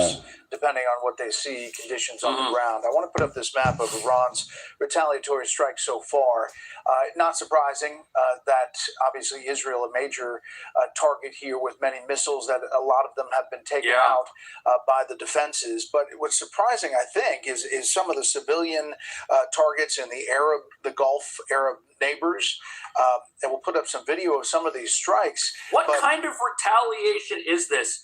Iran gets attacked in a surprise operation by the United States and Israel, and they fire off a bunch of missiles into their neighbors' countries, hitting not military targets, but civilian targets, sadly, in these countries. All that does is show you how isolated this regime wants to be. These guys are not the friend of anybody in the Middle East. They are not somehow representative of the majority of thinking in the Middle East at all. They're attacking people who had nothing to do with this operation as some sort of last grasp of power projection before this whole regime implodes on itself. And remember, whatever strikes have been carried out initially, those were going to be the most organized, the most pre-planned, the most premeditated strikes, with a list of targets to pick from. They have not turned the tide. They have not changed anything. They have not saved this regime. And now all of the military assets in the country that are in a position to maybe launch a follow-up wave of strikes, well, they don't know what to do at this point because there's no one to tell them what to do. And the only orders they are getting are, hey, lay down your arms, surrender peacefully, and you'll be given total immunity. That's the instruction they're being given. It's just not coming from their own government. What do you think is the strategy there, General? It seems like it has stiffened the spine of those Gulf Arab allies, and they're actually getting the GCC together to say, almost if you attack one of us, you were talking about they attack their neighbors. Almost like a NATO charter. Yeah, I mean, I think their motivation there was to threaten this attack, and obviously they're following through it. Remember, they didn't want the Arab states supporting this attack in any way, shape, or form. And last time, some of them provided fighter jets, and many of them provided overflights, etc., of their territory. They didn't want any of that to be done. But the reality is those states, many of them have our defensive systems that they're using. And you're absolutely right. I mean, publicly, they were against any operation taking place against the Iranians. Why? Because they were trying to forestall an attack. Privately, they were all in. That's very important. So what the general here tells us is that these Gulf allies that were caught up in Iran's retaliation strikes, publicly, they're saying, you know what, let's not do anything. Let's wait. He says that privately they were all in on this. He also makes the very important point that what do these guys use for their military hardware? They're using U.S. equipment that connects with U.S. satellites and requires U.S. contractors like Lockheed Martin to come and fix these things up and maintain them. So their entire defense industry is U.S.-based, while Iran, on the other hand, what are they using? They're using Russian and Chinese military hardware. They are aligned with our enemies, these countries that they've recently attacked, who said publicly, we don't want to see anything happen here. We don't think this is a good idea. Those guys are totally aligned with the U.S. anyways, and what that makes it look like is these retaliatory strikes in this first wave were like a revenge attack from a regime that knows it's on its way out. This is not the kind of attack that they would send out to try and accomplish anything other than a tit for tat, like, hey, we know you supported this against us, so take this while we're on our way out the door. That's what we're looking at here. And what we're not looking at is a coordinated response from a regime that has the ability to dig in and wage any kind of resistance to this and preserve itself. This is not going to be a long, drawn-out thing. I mean, it could change the region dramatically. Yeah. Obviously, we're in the very early stages of this, and a lot can happen.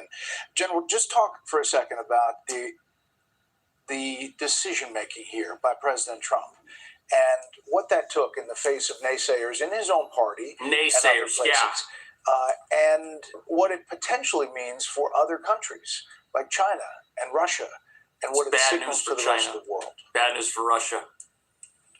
Yes, well, I think there's been a lot of talk about what options and the rest of it, but the truth is there's only been one major plan, and that is the comprehensive plan that we're seeing unfolded with the Israelis and the Americans, who are the two most proven militaries in the world, actually working together at a common objective here.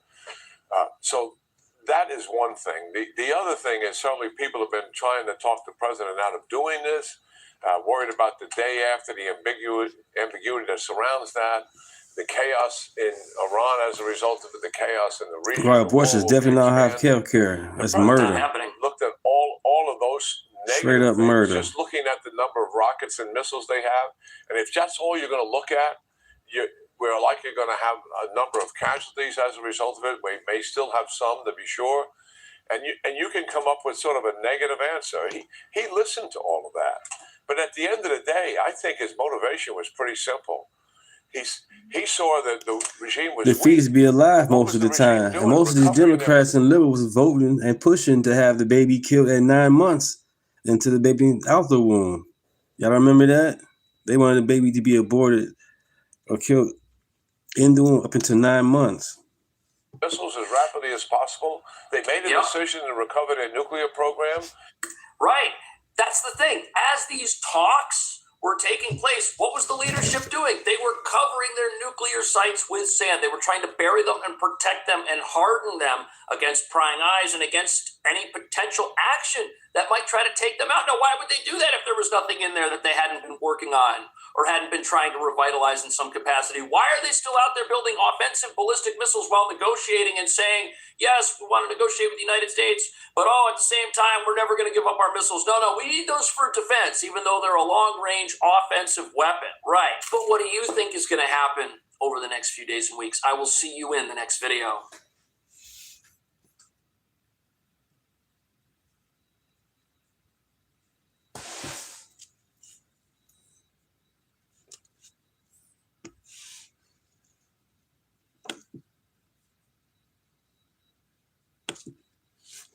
Does this woman get deported? Ilhan Omar, I'm talking about. Is she going to be deported? Because that's what the president is talking about. He was disgusted by their behavior. Donald Trump said, you know what, we're going to send them home. Forget about it.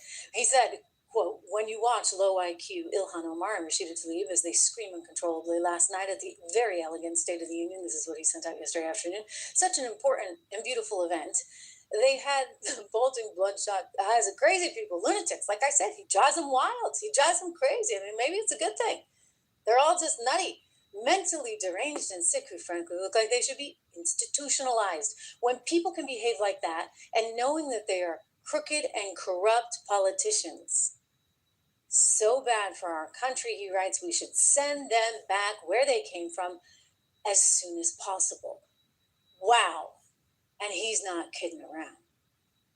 I mean, he's just, I mean, again, if you aren't up to speed on this, or if you just want to watch it again, like I do, for the heck of it, to see how awful these women are, just remember what went down. You should be ashamed of yourself not standing up. You should be ashamed of yourself. That is why I'm also asking you to end deadly sanctuary cities that protect the criminals and enact serious penalties for public officials who block the removal of criminal aliens. In many cases, drug lords, murderers all over our country, they're blocking the removal of these people out of our country, and you should be ashamed of yourself.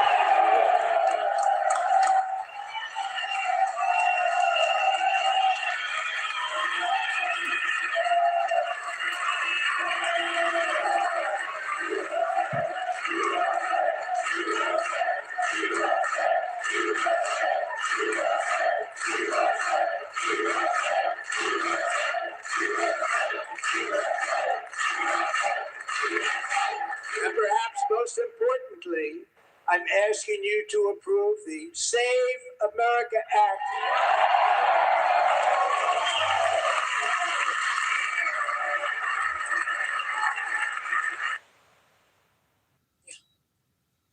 The Save America Act, that's the voting act that would require ID that 86% of voters actually want. And before they go and tell you it's Jim Crow 2.0, just remember that something like 78% of Black voters would like to see this in place. So that argument is not working. So the latest and greatest they've come up with is, how the heck are you going to be able to find your birth certificate? Well, I'm going to just tell you a little hint, because I've had to do this several times myself.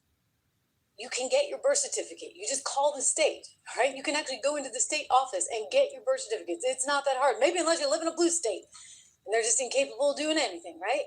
Anyway, again, back to what he said. Not only did he say that they need to go home, but he did say that they were crooked and corrupt politicians. That to me was a really important line that he sent out just moments before he was announcing, of course, the war on fraud, which we're going to get to. But think about what he's saying in terms of send them home, because that's also an important component of that. You already have a bill being introduced in Congress called the Scam Act that's designed to go after anybody that engaged in this fraud. So if it turns out that she had some kind of hand in it, and these are just allegations at this point, but what is being alleged, keep in mind, is that Timmy Minett, her husband, had a hand somehow in basically facilitating this Feeding Our Future platform. Thank you. If you wanted to buy into this, you kind of had to buy into his stuff, which meant, the winery or perhaps the venture capital firm. And that's why he was giving it such a high valuation on her income statement, saying that she was now, and he was worth $30 million, which would have been something like a 3,500% increase in their net worth in the span of 1 year. Like, that doesn't happen. Okay, remember, I have a financial research company too. We have a stock, actually. We have a stock, not to be on a tangent here, but we have a stock that just went up 35. It's actually up 44% since we picked it. And we actually picked it and added it to our portfolio on February 11th. Two portfolios, actually, the resilience portfolio as well as the inflation protection portfolio at 76research.com. So that's up 44%, okay? But not 3,500% in 1 year. Like, that's a whole other ballgame, okay? That's a special kind of upside only left for the likes of members of Congress? I don't know, but it's certainly darn suspicious.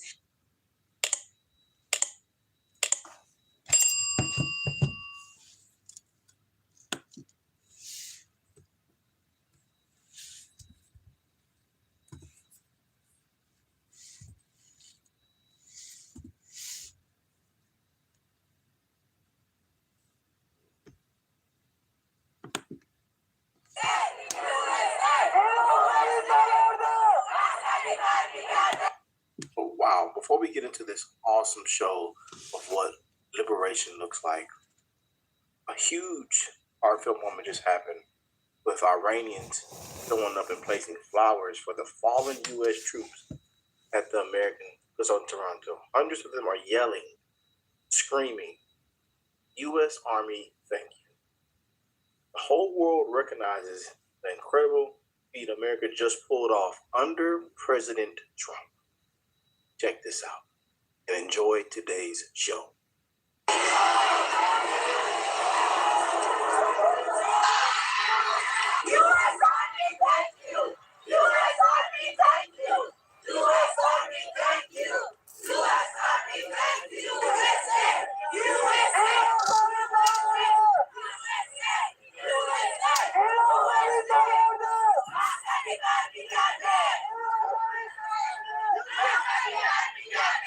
Want to really see something just said? Take a look what happened.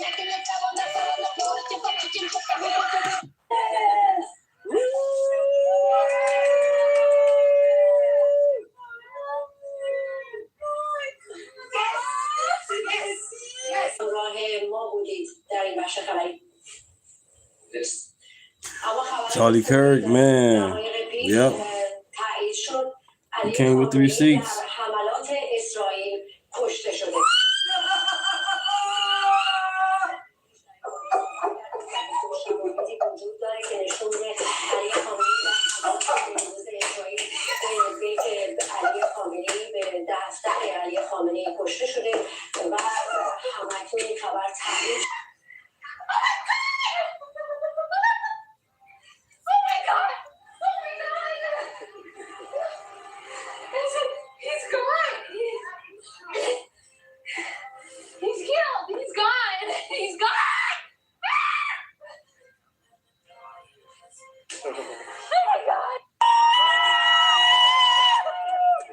He's dead. How are you feeling? Amazing. If he's dead. They've confirmed it. How are you feeling? Such a fantastic feeling. Unbelievable. It's a great day for Iran, Iranians everywhere. It's a great day for freedom. And it's a very emotional night. Emotions. I'm so happy. He's dead. I'm so happy. I'm so happy. There you go. It's emotional here. The people are free for the first time in decades. I love you, Trump. I love you, Trump. How are you guys feeling? But he dead totally, and we now have to free Iran. For years they told us that it is impossible, that you need to do reform. We say no. This is not a reform movement. This is not a movement. This is not a protest. Islamic Republic, listen very carefully. Your dictator is dead. This is a revolution.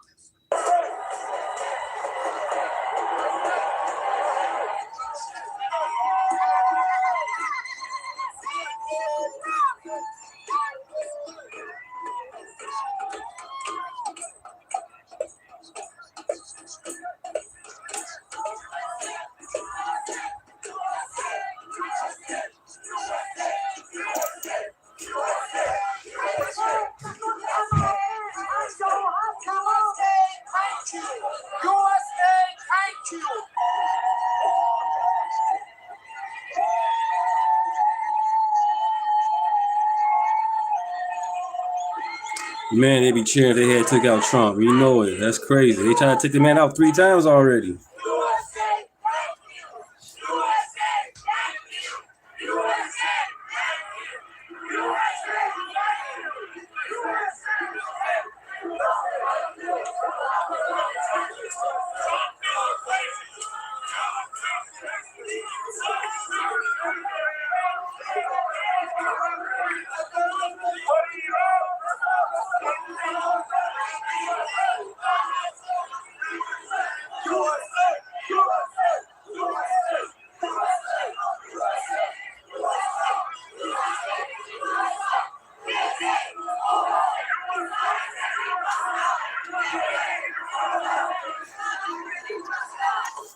Thank you.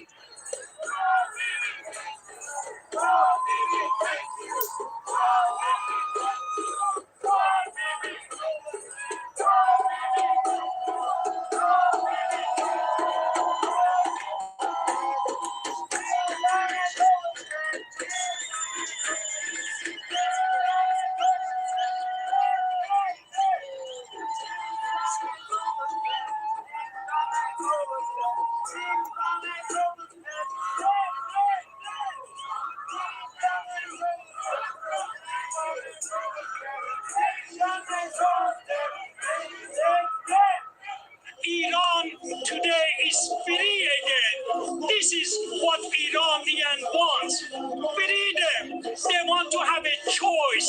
They want to have a voice to present themselves. We want to tell the world that we are not Islamic Republic.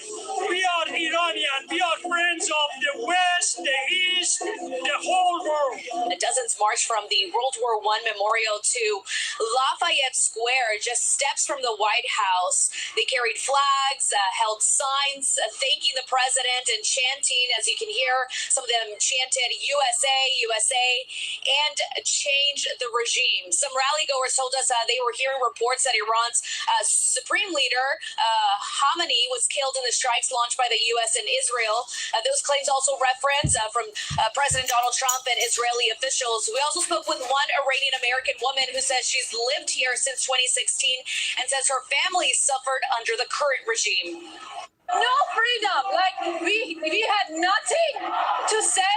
They didn't even let us leave, like a basic human right. They didn't let us have that. And now I'm here to say thank you, Trump.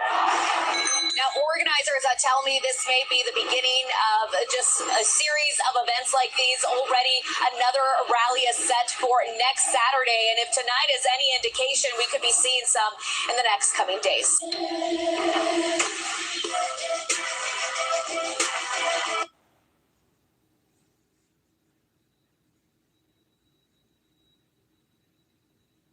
And wow, check this out. Huge flyover in Los Angeles.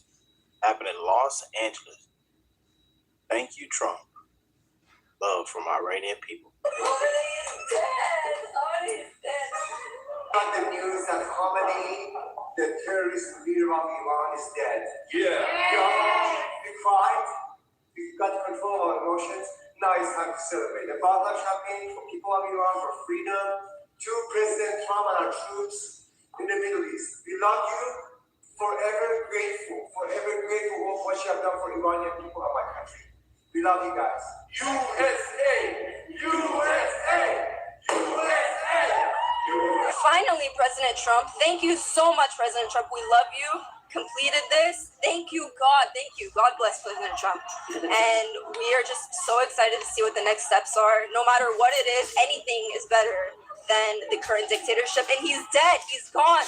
Thanks to Donald Trump. Thank you so much. We love you.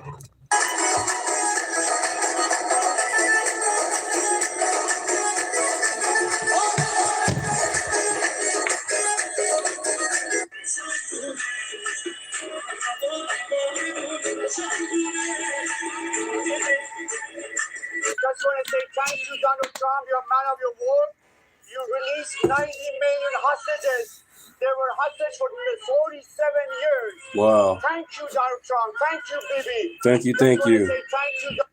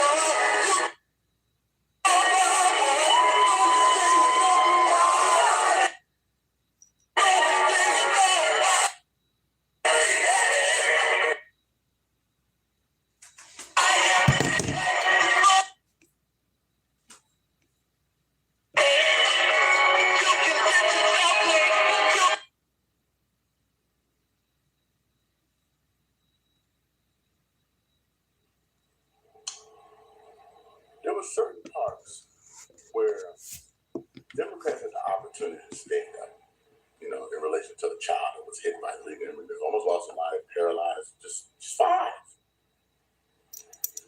I know a lot of them old politicians in the Democratic Party got grandkids.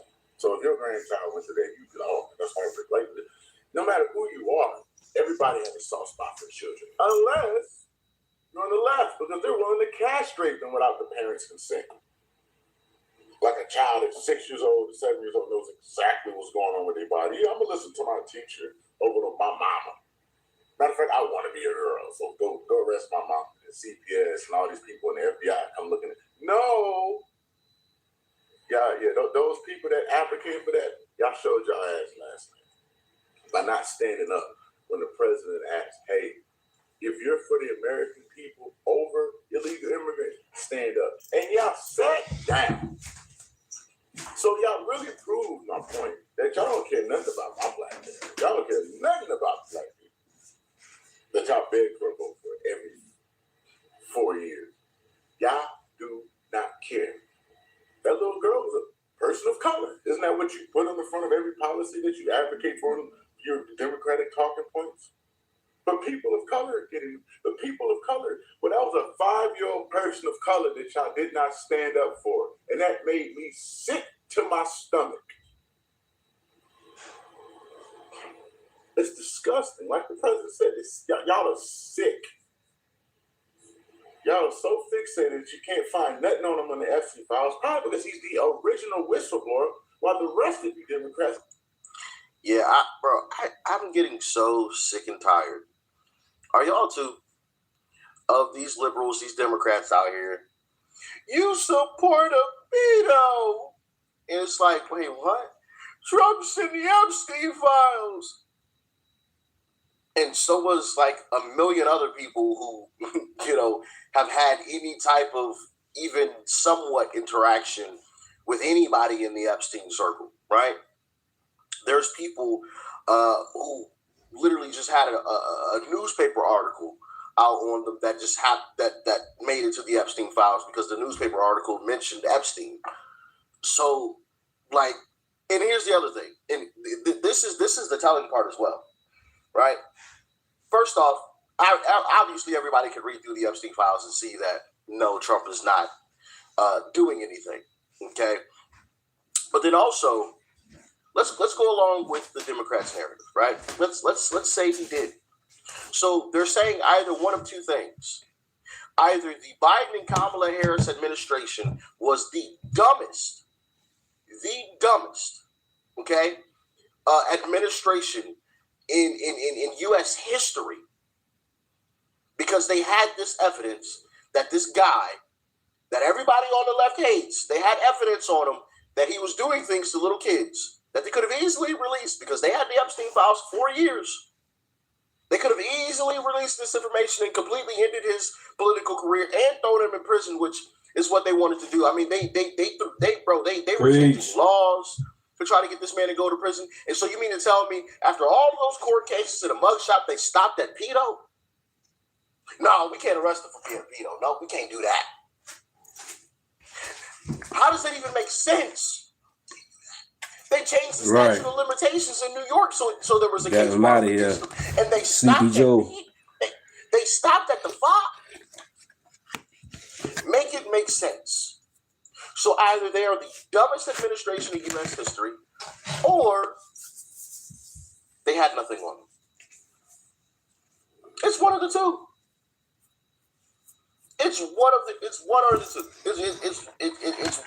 those two. One of those two. Some of these people out here, Trump's in the Epstein files. Okay, fine. So you're admitting that Biden and Kamala Harris are the dumbest people who have ever been in the White House in U.S. history, as well as their administration, everybody around them, because nobody bothered to, release this information that this guy that's running for president was doing these things. Why don't we just end this political career? I mean, we've been trying to arrest him for forever now. Why don't we just end this political career with this information? We got it, so just drop it. The moment you say that, Democrats get quiet, though. What? Right. You know, the next time a Democrat starts spouting that stuff off, say that and see what happens to them. See what happens. Watch them malfunction. It's hilarious. I was running around hanging with Epstein, but that's a whole nother conversation. I'm just trying to understand, man, why y'all could not stand up for my stepfather last night. That's all I wanted to see. Just a couple of Democrats said, no, it's not right if he's a legal immigrant. But y'all on the news said illegal immigrants ain't killed no Americans. So you, yeah. Right. I'm a registered Republican, y'all. I'm sold. I'm going to go sign up tomorrow. The newest member of the Republican Party, right here. Yeah. Look at you. Y'all don't care about us. Welcome to the good side, brother. Nah. And you know, it's dope to genuinely see people waking up and realizing that, bro, I've been lied to my entire life. Because I had that same moment, right? I had that same moment. And once you see it, you can't unsee it. Like once you come out of the smoke screen, once you come out of the haze of the Democrat Party, like you look back on certain situations and circumstances and you're like, bro, how did I not see that? What? It was right there in my face. They said that. They did. And it didn't register. I'm telling you, bro, the spell that the Democrats have over people, man, it's mind-blowing. It really is. It really is. I told y'all, like, I've looked back on situations like, bro, how did I not see that these mother lovers genuinely don't care? How did I not see that? It was so obvious. It's not obvious when you're in it. Trust me. This is coming from somebody who was in it. All right? You guys have seen the journey? It's crazy, man. And all those dark-skinned Indians to Oklahoma. And you got your blood in you need to go back and see what he really looked like. I think he was just a bitter-ass, light-skinned nigga. But that's just me. He did have Huguenot in his blood. Like my great-grandfather's a Huguenot, and he's almost as dark as me. But anyway, so back to the State of the Union. We see where our country is at. It's clear and evident that y'all don't want to see nothing prosper. Y'all would rather see the country tank and go into ruin under Trump, just so y'all can have media talking points to bring it up. Oh, Trump failed. Oh, this, that. But anytime something happens to somebody, oh, it's staged. It's staged. Nobody tried to take him out. Charlie Kirk gets taken out. Well, his dad was a Republican. Why would a guy with a transgender girlfriend go after her? Y'all know why y'all took Charlie Kirk out. Y'all know he was the future president. You had to make sure that didn't happen. We got to make sure we take him out. Because if these young guys keep listening to him, none of these youngsters going to be out here protesting. But you think Charlie Kirk would have went with that? He would have been like, young people, why y'all here protesting, man? Charlie Kirk was incredible. He was incredible. He was changing a lot of minds. It was great to see. And, the information that he had stored in his mind was incredible. The way he was, it gave him this ability to debate like no other. Like no other. Larry Elder is an individual that's the same. Thomas Sowell, right, is another individual. Shout out to Thomas Sowell. Those three individuals are individuals that are like able to recall statistics. All right, you guys, going to end it. I'll be back tomorrow around 8 in the morning. Within 3 hours and 30 minutes in. I appreciate you guys. Make sure you get the notifications on. Stay locked in. I'll be back. And blessings. And subscribe.